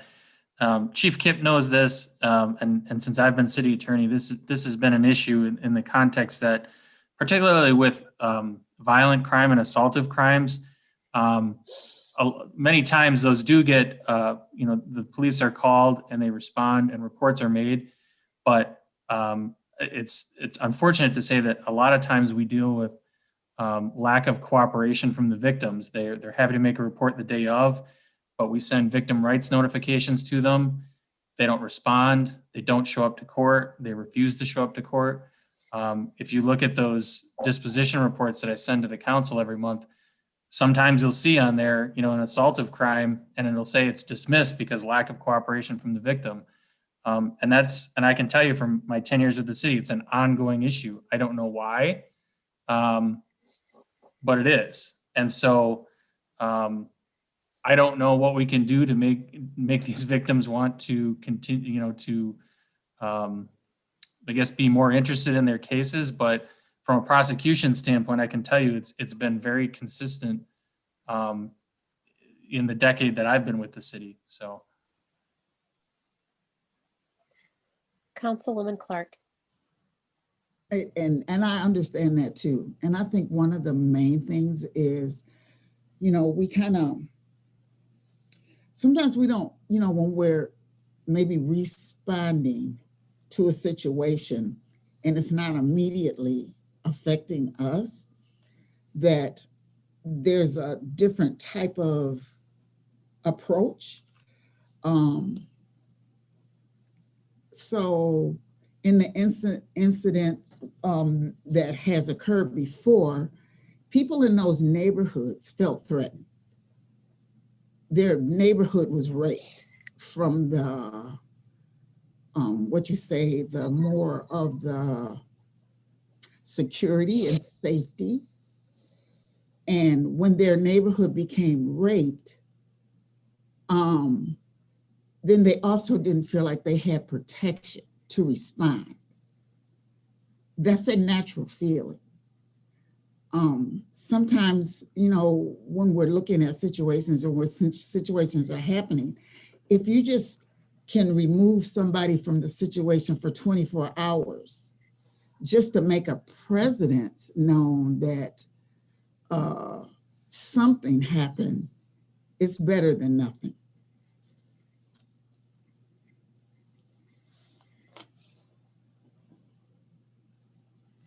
Any other comments on this topic? Yes, Councilman Lanu. Thank you, Mayor.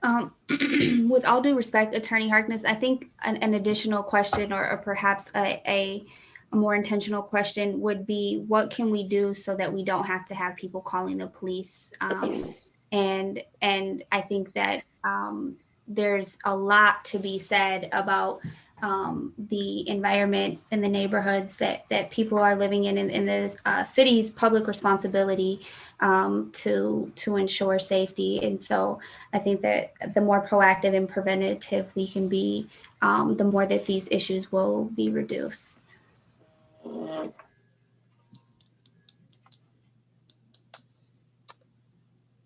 right, any other comments? If I can make one more comment. Sure, go ahead, Chief Kip. Actually, a couple of things. One thing I wanted to point out was that in this last week, one of the issues of looking at our use of force policy, we had to submit our use of force policy to the Michigan Chiefs Association, as they're an accrediting agency in the state of Michigan, per presidential executive order that was issued back on June 16th of 2020. So we actually submitted our use of force policy and a couple other policies and have now become certified through the Department of Justice based on the requirements that they put forth after all of what happened last year. So I just wanted to point out to everybody that we are actually certified now. And it's one of those other steps that I think we've discussed at other meetings. And I had one other thing, and I can't remember now after saying that what it was. Councilwoman Lanu. Thank you, Mayor. I'm curious, Chief, if you could just give a few words about what it means to be certified in terms of use of force and what that really entails. The Department of Justice set forth guidelines requiring certain things, being use of force policies like no chokeholds and de-escalation and so forth. And so our current policy meets all of those standards according to the Department of Justice now, based on their certification requirements. Thank you. Chief Kip, do you remember what that second point was going to be? No, I don't. So. Yeah. All right. Any other comments on this topic, folks? Awesome. Okay, I appreciate the conversation on this as well. Future agenda items. Yes, Mayor Pro Tem Jackson. Yes, I did receive an email about 712 South Eaton Street about trees or something in the front yard being cut down that was supposed to be cut. And no one has answered that individual, so they sent it to me. And I just need to make sure that I'm taking care of precinct 3. So Can I have that that should go address? on the agenda. Can I have that address one more time, Mayor Pro Tem? Yes, 712 South Eaton Street. They were told that I guess the trees or whatever that might have been in front was supposed to be tore down or whatever at a certain time when you guys were doing it, but it didn't happen, or the weather came, but as soon as the weather broke, then you were supposed to take care of it. Now, no one has answered them to give them when this might take place or if it's not going to take place. So someone should please answer them. I will relay this. I will connect with Director Miller on this. Thank you. Okay. Thank you so much. So this doesn't need to be an agenda item for next time, right? I will send you follow-up, Mayor Pro Tem. I hope not. Okay. Yes, Councilwoman Reed. Holland Park. I'd like to put Holland Park on for next time. Okay. Councilwoman Lawler. Thank you, Ms. Mayor.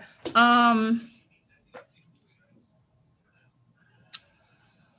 would like to know what is the procedure if a business owes taxes on their property. Just a discussion. So business taxes. However you prefer. All right. Any other items to be added? Mayor Pro Tem Jackson? No, go ahead. Yes, please put YMCA on there. Anything specific for that? I just would like to see what you requested and then also what the plans might be for the agenda for April, because I think we're going to be talking about that in another setting, not with the council, with another setting with YMCA. So for the contract and then the April schedule? Yes, correct.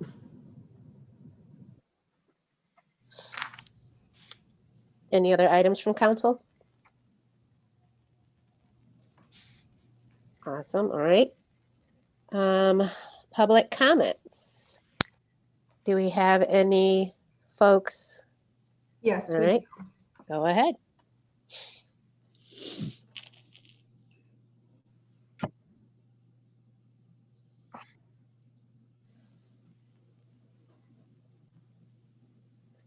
Sorry, we're going to just save Commissioner Tompkins for, we'll have him wrap up our public comment. Okay, sounds good. So Mr. Banky, you are good to talk. Hey, good evening, Peter Benke. I own 919 and 923 Bernstein in the industrial park. I started with the EDC in 2017 to open discussion about bringing medical cannabis to the city of Albion. I bought property in 2018 in the industrial park, and it's been quite some time, but I'm finally to the point where I'm ready to start construction of the grow facility. However, the city does not have any medical grow licenses available. I have spoken with Amy at the EDC, and she suggested that I talk to council and also to the city attorney, Mr. Harkness. I did speak with Mr. Harkness, and he did suggest talking to council, and I asked him about presenting a case to open up for more grow licenses in the city, and he was in support of that. Along with Amy at the EDC, she is in support of opening up more grow licenses. At this time, I am looking to build 10,000 square foot grow facility at the industrial park on my piece of property.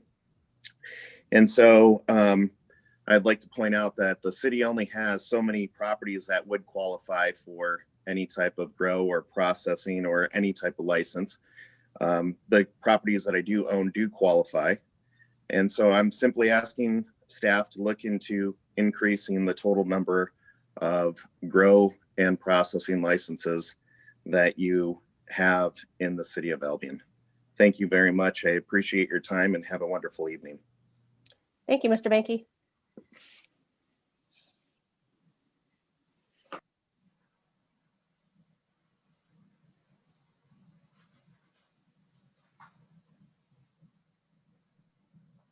Mr. Goodman, you can speak now.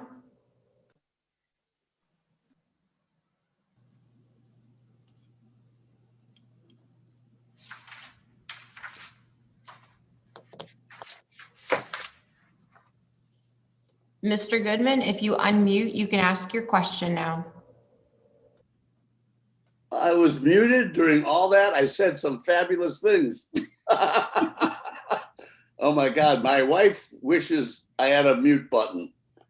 Oh my God. Anyway, I was listening to some of the conversation about your parks, especially the parks that children play in. I'm hoping that council will allow our dispensary Sunnies to go recreational. If Sunnies stays around and Sunnies makes money, I'm sure that there is some extra money that we can come up with. I mean, look, we want to be part of the community. I'm sure there's some extra money that we could come up with to help develop some of the parks, especially the kids. Now, I can't commit to an amount because I don't know the amount. Who should we talk to? Who could we talk to get a better handle on exactly what you need, exactly what's going on, where the kids play, how could we somehow get involved if we're around? That's it. Thank you, Mr. Goodman.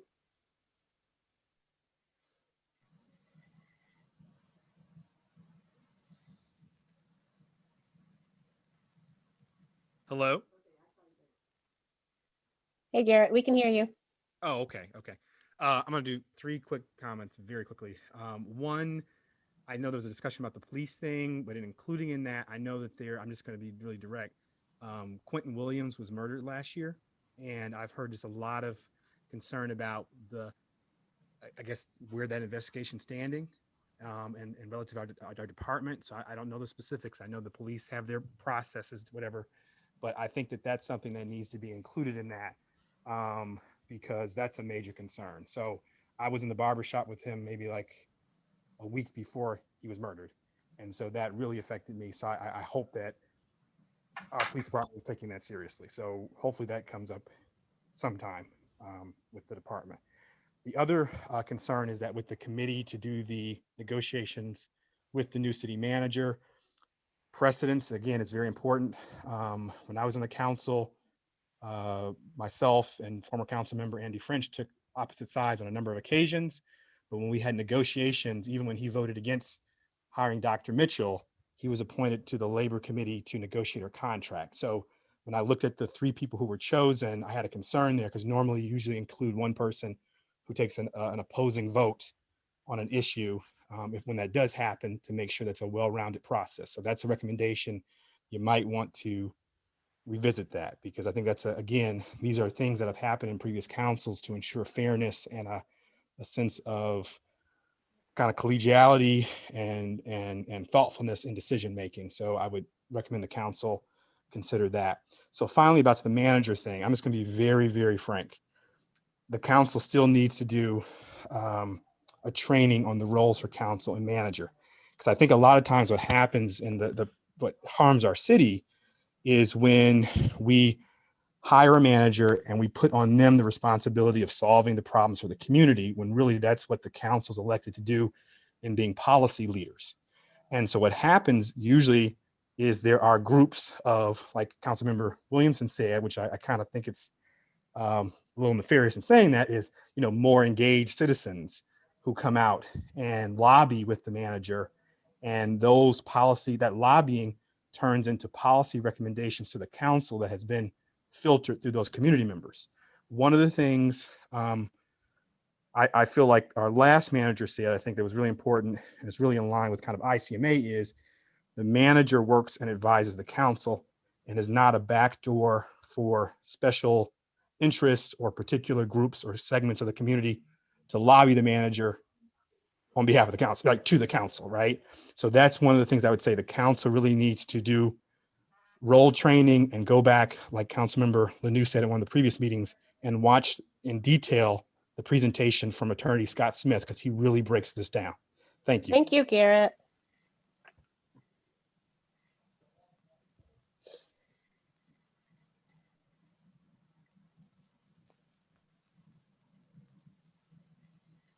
Mr. Dunklin, you can unmute and go ahead. I just want to say, once again, from the NAACP, we would like to thank Council Mayor for selecting Ms. Snyder as the city manager. I think it's important that we work with our local community, hire within our community, and train within our community. That is so important. Thank you. Have a good night and happy Black History Month. Thank you, Mr. Dunklin.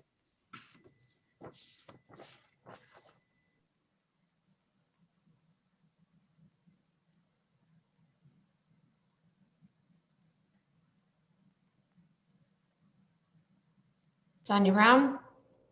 Yes, 713 Orchard Drive. Thank you. I just wanted to speak to the conversation regarding the Albion Department of Public Safety. Thank you to Councilwoman Clark for bringing that discussion forward tonight. Definitely need to keep conversation going with the community and the police department, and I mean candid conversations. What I heard from tonight from Chief Kip is that they are short-staffed, and that's an understandable issue. However, I do believe in my conversations with the Attorney General's office, for instance, a police department can request help in investigating cases. And if the short staff is the cause of some of these lingering investigations, I would suggest even and beg you all to consider calling in some help, get some of these things resolved. Yeah, and I echo what Garrett said. Quentin, I went to middle school with Quentin, so that one hit hard. Yeah, that's all I'll say about that. And just to echo Mr. Dunklin, happy Black History Month. However, Black history is 365 days a year. So have a good night. Thank you, Sonia.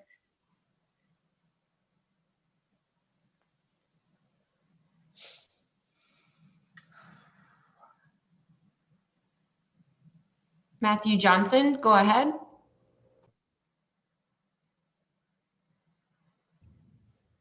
Sorry, that was an inadvertent raise your hand. I apologize.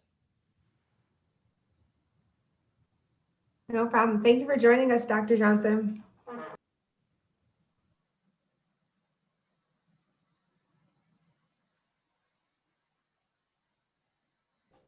Alvarine Showers. Hi, Elverine Showers, 805 Valhalla Drive. My question was, why was the police dragging their feet about Quentin? Quentin is my son, stepson's son, and I just upset with the police. I'm upset with the investigation. I'm upset how they handle it and how they doing it, and it don't make sense.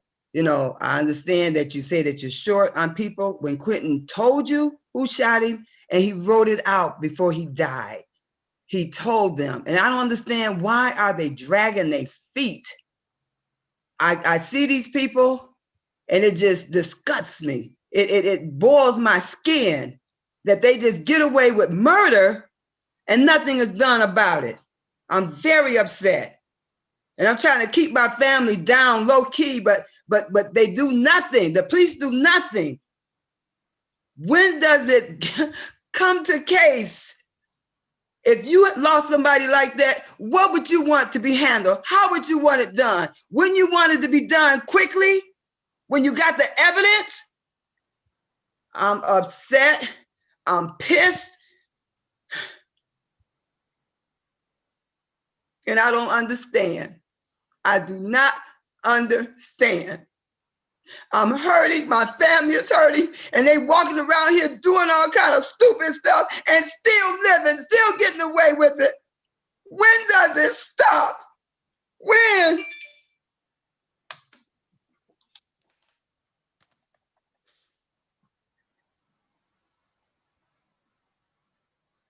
I don't understand.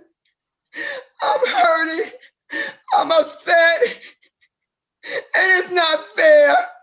It's not fair. I don't care if you're short of people. I don't care.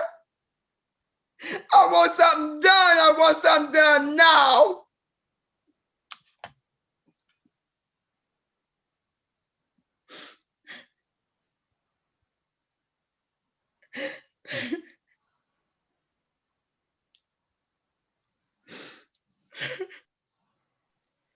Ms. Alvarine, I'm so sorry for your pain.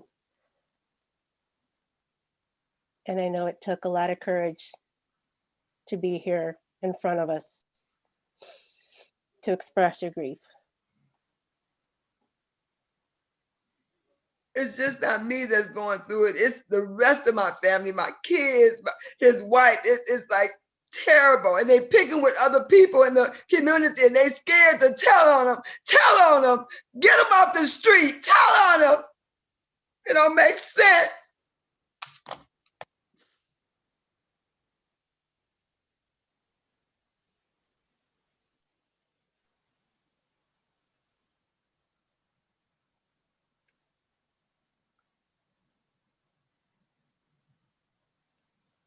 And do we have anybody else before Mr. Tompkins speaks with us?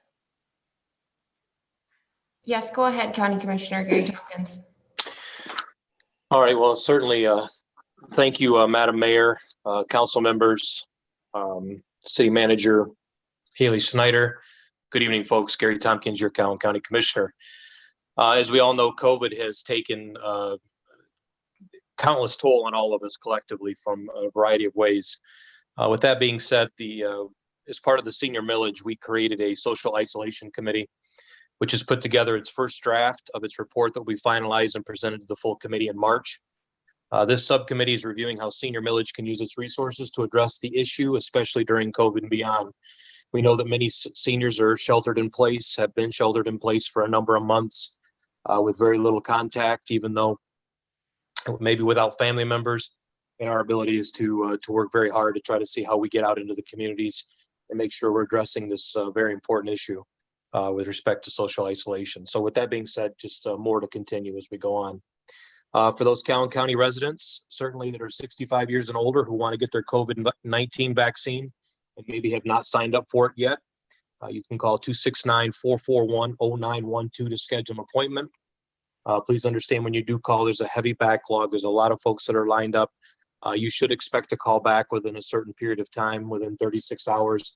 If you don't, please feel free to give me a call and I will get you in contact with people to get signed up so that you'll in fact be able to get your first COVID shot. So again, I know it's imperative. Everybody's looking forward to getting that shot. And right now we're up to the 65 years and older going forward. And a quick update on COVID vaccination clinics.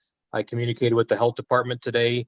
And currently right now they are looking for and identifying a site in Albion in March that they will be doing the COVID shots, as well as there'll be also a clinic in Homer as well. So they just recently completed a clinic in Teconcha on Saturday and had over 400 people through the line. So again, they are right now fully engulfed in February.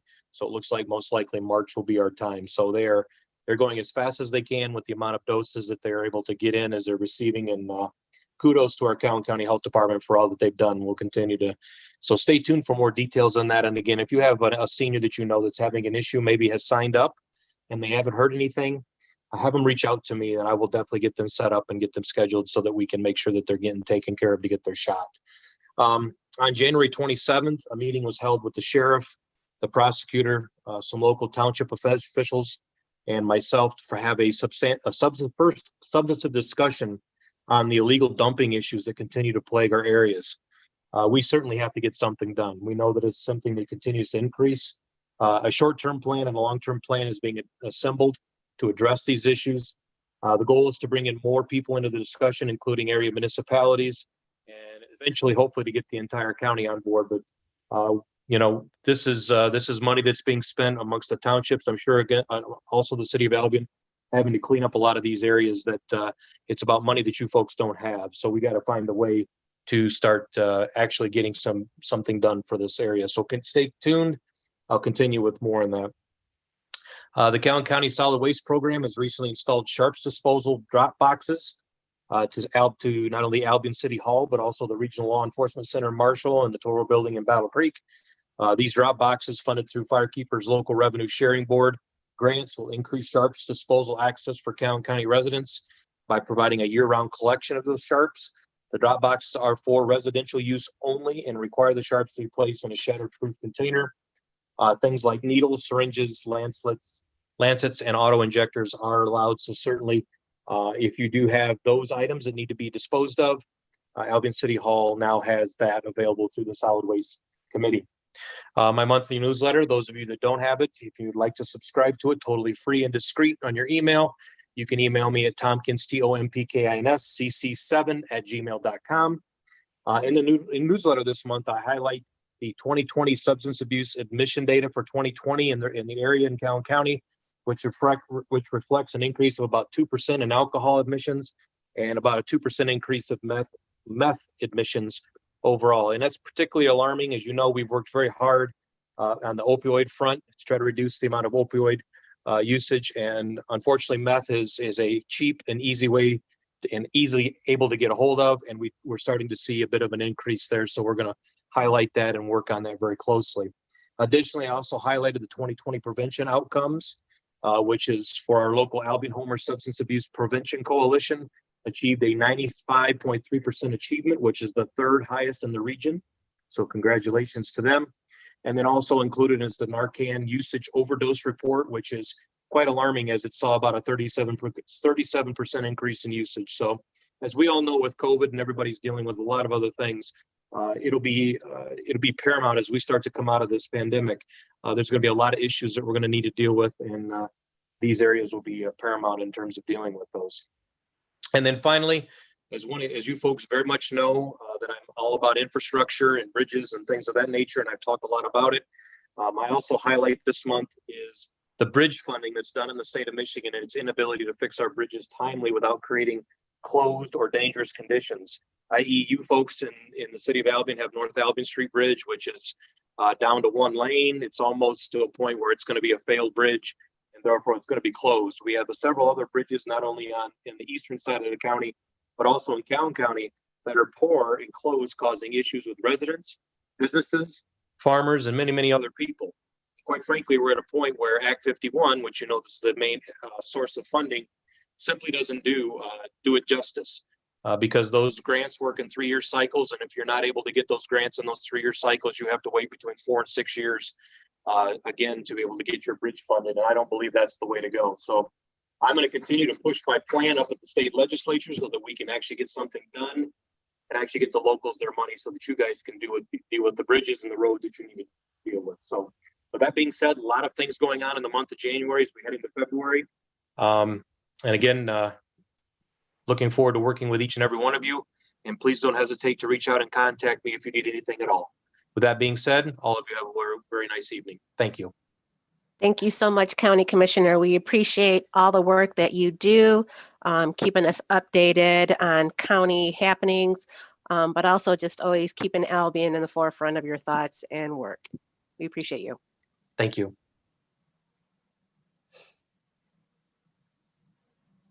That is all for public comment. All right, thank you all. Okay. City Manager report. Yes, thank you, Mayor. A copy of my report was included in the packet. Just to highlight a few things. I participated in the 2021 Local Government State of the Community last Friday, January 29th. The county-wide event was put on virtually by the Calhoun County and City of Battle Creek Communications Department. The event was streamed live on the City of Battle Creek's YouTube channel, and you can still find the video there. It was nice to hear about all of the things happening in the surrounding communities in our county. I shared some of our 2020 successes for the City of Albion and what to expect for 2021.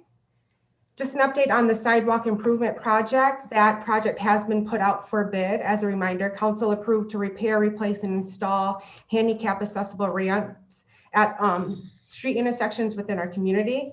Back at the time there, we had a number of 312 ramps. However, when Whiteman went through and did their assessment, they identified 526 ramps.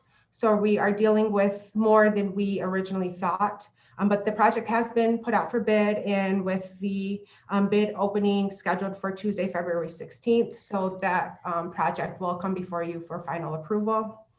John Tracy's retirement. After dedicating almost 23 years, John Tracy has retired from the City of Albion. His last day was last Friday, January 29th. We just want to thank John for his many years of dedication to the City of Albion. He will be greatly missed.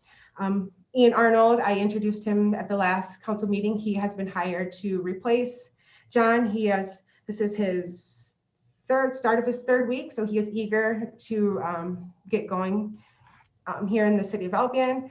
MML training has been scheduled for Saturday, February 13th. This will be virtual from 9 a.m. to 12 p.m. You all should have received the link earlier this afternoon. It looks like Coco will be leading that training.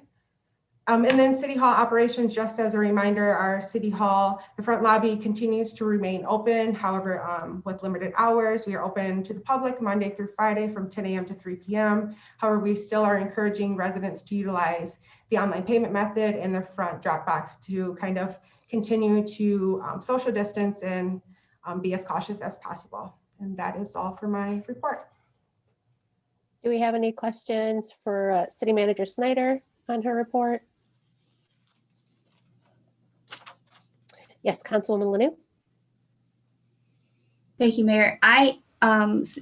City Manager Snyder, I was curious, am I understanding that we're going to be addressing the total of 526 sidewalk ramps, or is there some in-between amount on the local streets? That's how many have been identified.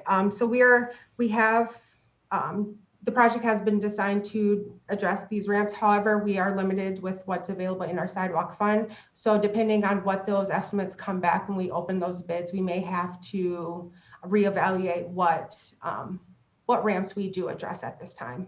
But they have designed the project to kind of focus all on the local streets and to take away from like the major trunk lines, which are maintained by the state of Michigan. They will eventually have to repair those ramps like they did along Austin Ave and Michigan Avenue. So it would better leave that up to the state to handle that and use our city funds to address the needs within our local streets.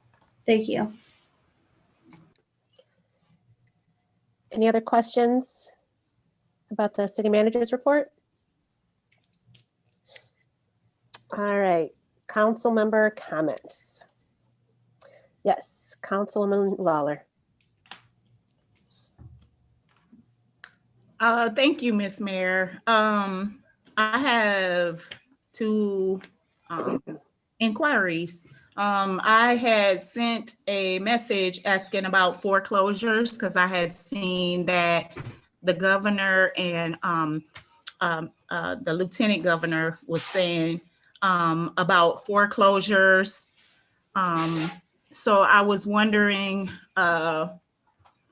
is foreclosures, has it been extended, or is it resuming till March, or does it go all the way out to September?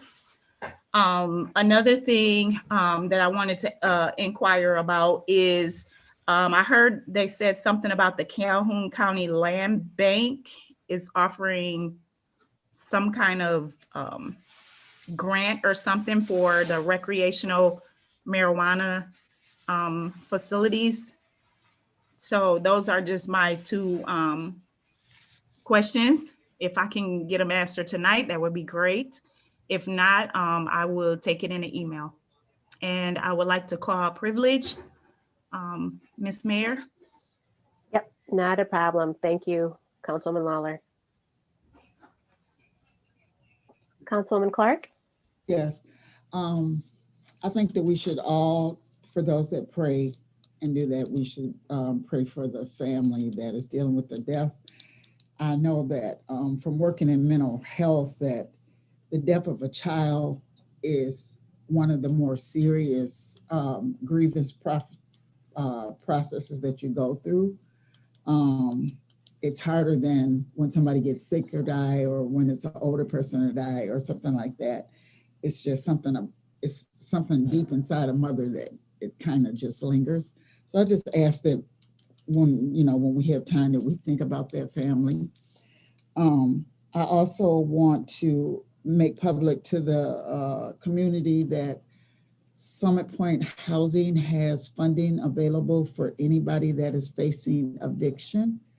And if they want, if they're in that situation, I know they can't be evicted, but to prevent eviction going forward, if they've lost their jobs or something like that, that they just need to contact or just put in a search menu, Summit Point Housing, and it'll bring up the number, and then you can call and get all the pertinent information that you need for that.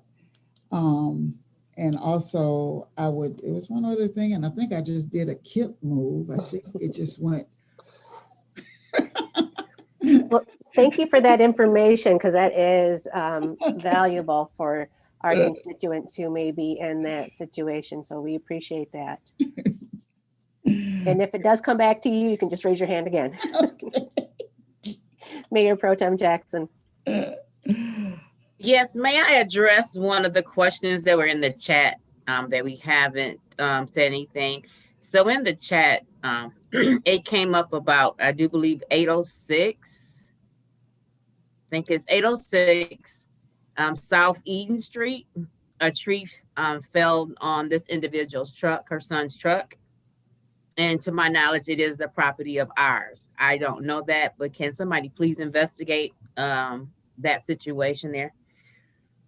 Yes, I'll be happy to look into that. And if a situation like that happens, we do have a form that needs to be completed, and it will then be submitted to our clerk's office, and then Clerk Domingo turns that into our insurance provider. So that form, they need to come and get that form, or you would? Yes, I can provide that to you, okay, Mayor Pro Tem, or I can send that out to all members of council. Okay, thank you so much. Councilwoman Clark, do you remember what you were going to say? I remembered. Thank you.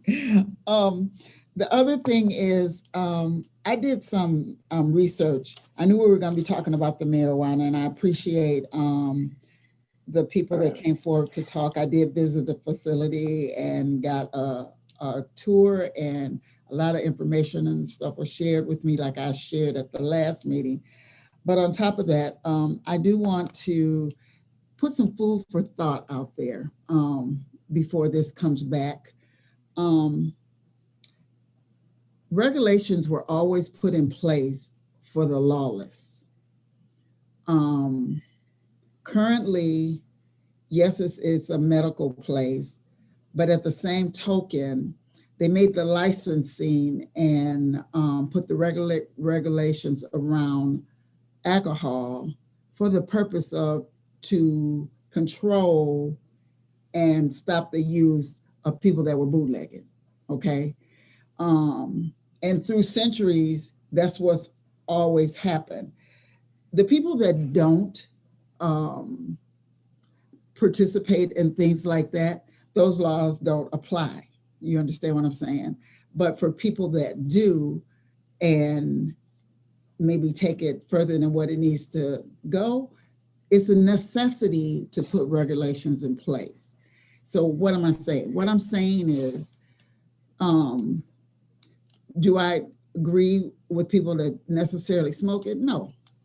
But I do agree with the fact that there needs to be some regulations and things put in place so it can be a controlled substance, so people know what's in the substance. So it's not anybody, any Joe Blow out in the street that's selling to these children.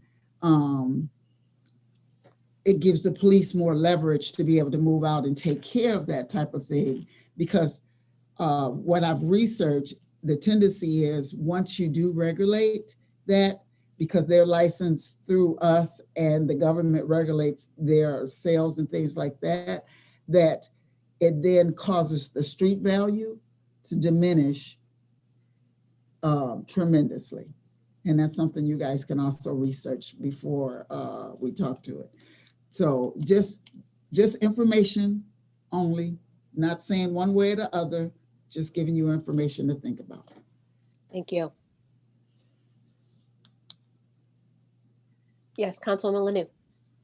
Thank you, Mayor Snyder. I also just wanted to acknowledge and send my sincere condolences to Elder Showers for her loss and all those suffering from that loss. I also wanted to just acknowledge again, the roles for city manager and council are from January 11th, 2018. So just to refresh and put that on people's radar. And then lastly, just following up from the discussion, I do plan to follow up Councilmember Clark and see if there's any way that we can coordinate the discussion that you've been working toward with regard to the town hall format for addressing both public safety and the inquiries from Albion Standing and the Black Lives Matter initiative that's taking place. Councilman Williamson. You're on mute. You on mute. I said it with such conviction too. I want to congratulate City Manager Haley Snyder and acknowledge that we made a really big decision tonight and council is moving forward. So again, congratulations are in order for City Manager Snyder. Thank you so much. I look forward to working with the subcommittee and then council as a whole. So thank you. Councilman Reed, did you have your hand up? I second that. Okay. Any other council comments? So I did want to say thank you on a personal level to all of you that kind of picked up the pieces when I was gone for my nephew's death. Again, you know, one of those COVID victims that wasn't sick with COVID, but COVID still took him nonetheless. So we all need to check in on our friends and family who are living alone to make sure that they're all okay. Because I really wouldn't want anybody else to deal with this. Mm-hmm. But I thank you, Mayor Pro Tem Jackson, for stepping in. I watched the meeting on YouTube. That's a great resource. And you all did such a great job supporting her through that meeting. So thank you all for lifting my family up in prayer. That was the best thing for us at that time. All right. Any other council comments? I just want to comment because while you were gone, we all worked together so good, and I just appreciate each and every individual of our council. They did a wonderful job in stepping in and helping, even our lawyer and also our interim. So I just thank everyone for that day. And yes, we'll continue to hold you up in prayer, and everything that we have heard, and each and every one will be held up in prayer. Yes. And that's, that speaks to our team. I knew going in that this was going to be a great team to work with, and you guys showed up, and I thank you guys for that. Okay. Motion to excuse council members. We didn't have any that were gone, so I think we're good there.